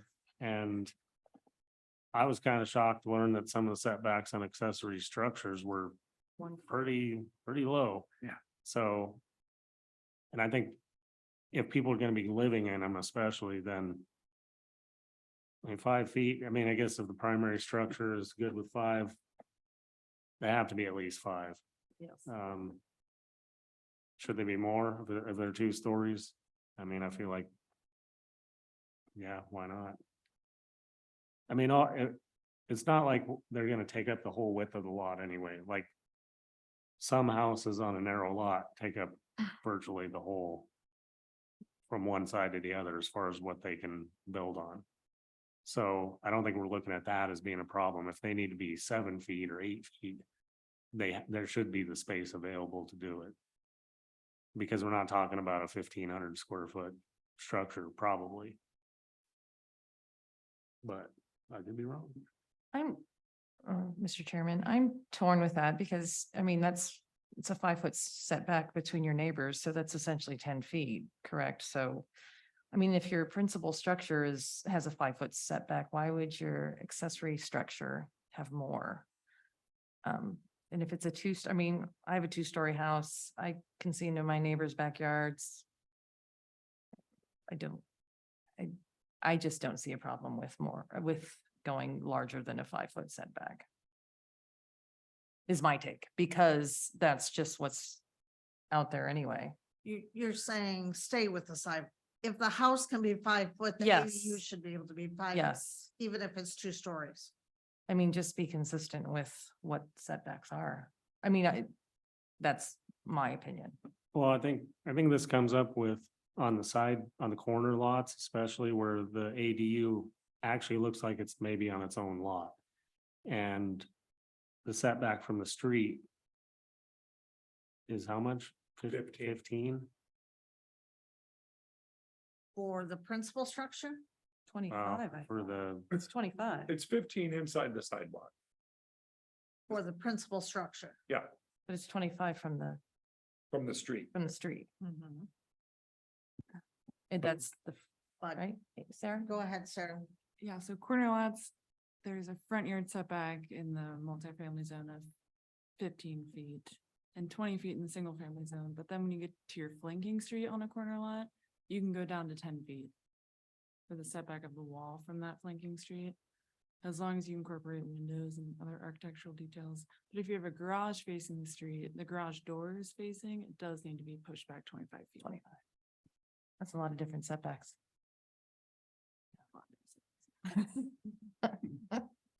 so I think the point was that some of these setbacks help the ADUs be an accessory, not primary. And help the square footage be harder to get to a large structure, whether it's a garage or an ADU. So that's my focus on why would we have more of a setback, not because the primary or what setbacks are for other structures, but because we're trying to make them look more like they're, a lot smaller than what they are as far as, how obstructive they are to the neighbors as far as the backyard shade, although shade's probably a good thing in some of these, but I do agree. I think the 5 foot is good because, it works. It's enough room, I think, but would more get us closer to what we're trying to establish with, especially if people are living in them. Maybe that's the difference. But I think we go forward with the 5. I'm a 5 and 5. That stays consistent then with really what the code is. You know, Yeah. so. Okay, number Would that be 7. the same on corner lots? Well, you said, That's different. Same setback as the primary, like 10 foot? That's a good I could question, see, Sarah. okay, well, that is, yeah, good point, because It's different for corner lots anyway, for homes and accessory. so can we pull up one of those pictures of the corner lot? Maybe not the one that is obviously a garage from 1950. Oh, you talked about. That's right on the sidewalk. Do you want an aerial photo or? Yeah. Yes, okay. Because I think the point is that the ADU is gonna be facing the side street. They're gonna use the side street. They're gonna use the alley. So that's their front, right? That's the way I see it. Why are they gonna use the other street? Well, I don't know, maybe it's not as bad as I thought it was. Well, there's one across the street, Okay, right? let's, Or that's a garage probably.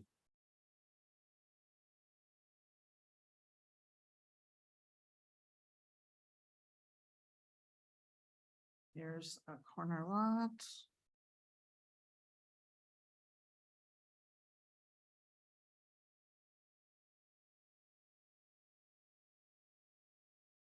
And the garage door is facing the street, so this should be 25 feet technically, but it probably predates current code. So let's say that structure wasn't there and they wanted to build something. They would have to be how far from the alley? 5 feet? Right, so if Gotcha. they had their garage entrance off the alley, they could be 5 feet from the alley. And 5 feet from each, would they have to be 10 feet from the street? Only, No. only if we say the accessory, a detached accessory dwelling has to meet the setbacks of the principal structure. If we say 5 feet, then it's 5 feet, but you could just say your accessory structure has to have the same setbacks as your principal. So if the principal building Oh, I like has to that. be 10 There you feet go. from Yeah, I like that. the flanking street, Hmm. then your accessory building also has to be 10 feet. I like that a lot. Brilliant, Amy. Got it. I don't know. With the exception of the rear Oh, setback boy. So Sarah, The rear always, would be 5, would be 5. right? Instead of 15. Yeah. I mean, I think we're really gonna have to focus on these corner lots and what, because those are the ones that seem to cause concern when people put them on, I mean, because they just stand out. Well, okay, so 10 feet from the sidewalk. Right, Okay, not from, yeah, from the sidewalk if there were one, yes. so if they have a 11, driveway, really. they're parking on the sidewalk. That's my beef with the 10 feet with an ADU that is obviously using, if they have a driveway Right. that pulls right into the house, 10 feet makes them park. They have no choice but to park on the sidewalk if they use the driveway. We would have to have the same provision for garages. If you have a garage door facing the street, it has to be 25 feet.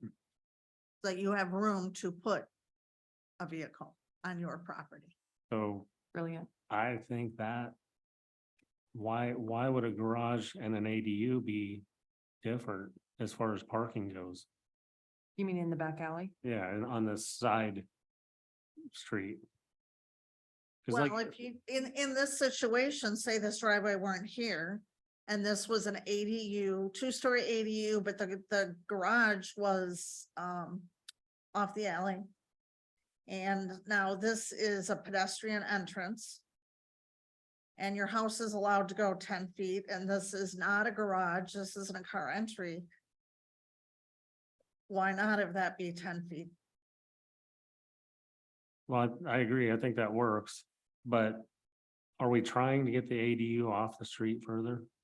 So that the ADU has more of a front yard to the side street? I mean, if that's that's where I'm going is, if that's what we're trying to do, then that setback from the side street for the dwelling unit needs to be more. So you're trying to tuck it back into that corner as far as possible, because then it looks like it's part of the principal structure, not its own house. In a Good. way, I think that's what he's saying. It's like in this illustration, if you moved the back of that garage to line up with the house, you'd pull in another, 5 or 10 feet, it looks like, and then in 5 or 10 feet from the alley. What if it had to be 5 feet more than what the principal structure was? But that's just for corner lots. Yeah, just for corner lots. Yeah. Where it's obviously using the alley or the side street as its entrance. So instead of the front lining up with the side of the primary, it would look more like the back would, well, the back could line up either way. Oh, I mean, it conforms if the back lines up with the primary, right? Yeah. if you had the 5 feet on that southwest corner. So in our current design for primary structures, isn't there something about the garage can't be closer to the street than the than the structure of the house. Or it can, but it has to be at least 25 feet from the property line.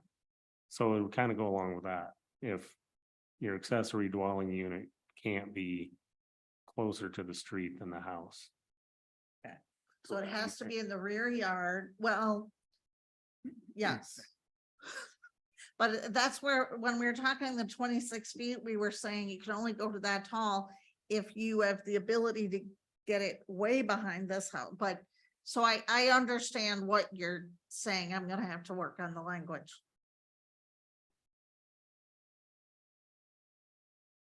There's gonna be extra requirements for corner lots for ADUs. We did two of them instead of one.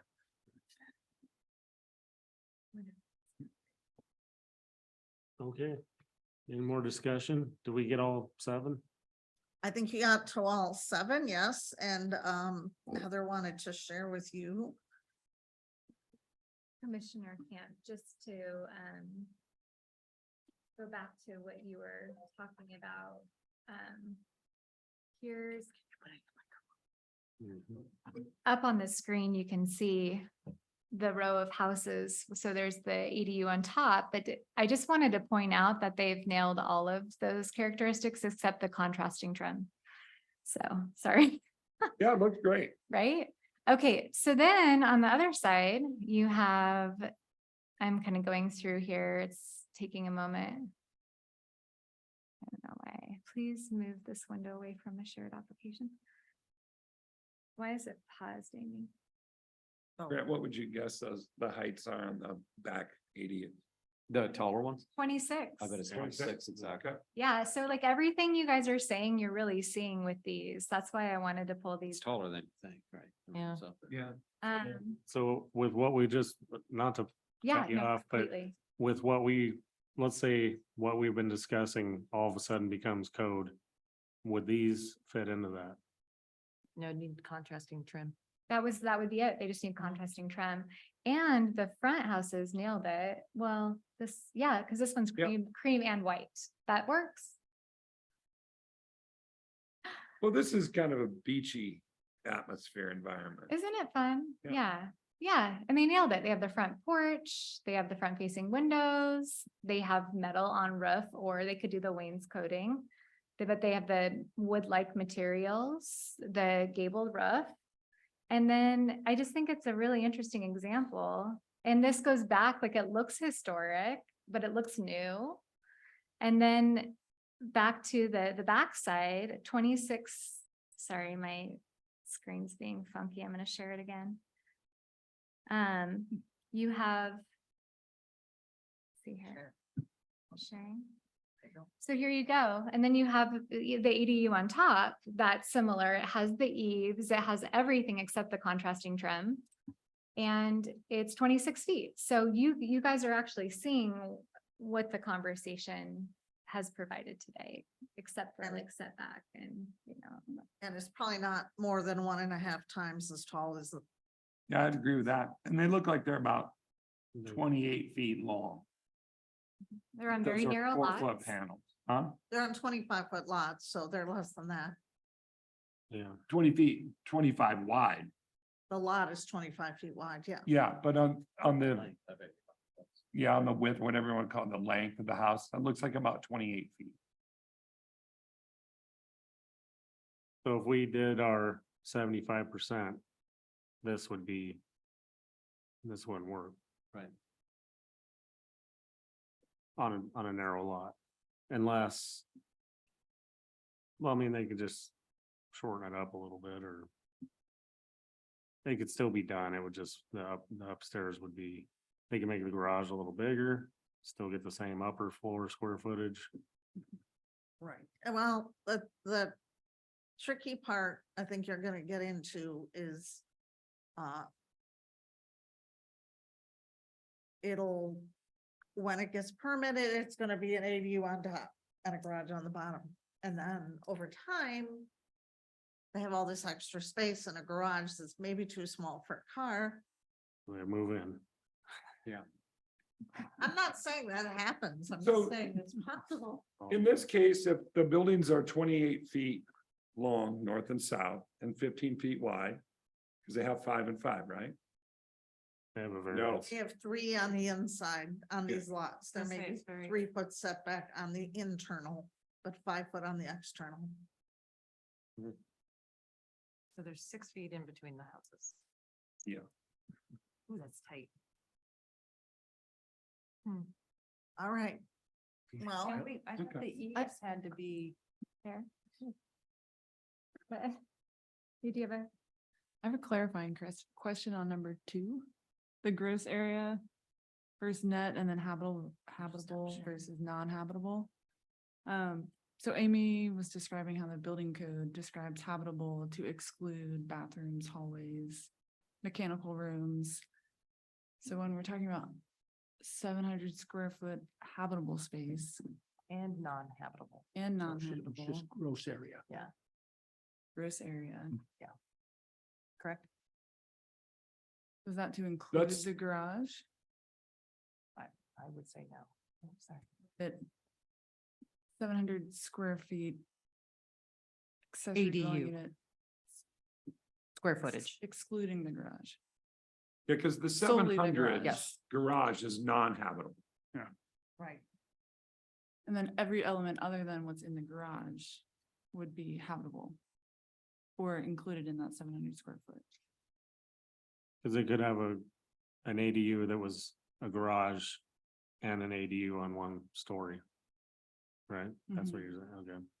Yeah, I think there has to be a separation of that. The 700 square foot ADU, which is separate from the. Yes. garage. And every element within that ADU portion is countable Wall to to square wall. footage. Right, 100% right, wall. but the 700 square feet is reduced to 75% if it's above a garage. Not to exceed 700. square feet. 700 square feet. Think I got that right? Okay, wall to wall. Yeah. Including bathrooms, hallways. Yes. I didn't know that that was the case. Have to use a bathroom, right? But you can't live in the bathroom. Well, Depends on the night. Some people. remember those college days? Saying. All right, so we have direction on all 7. And we will come back with further refined language for more discussion. Okay, if there's no further business, We're on a roll today. Give us another comp plan. No. this meeting is now adjourned at 7:46. Thank you, Mo. Thank you. Job, Mose. Good job, really good.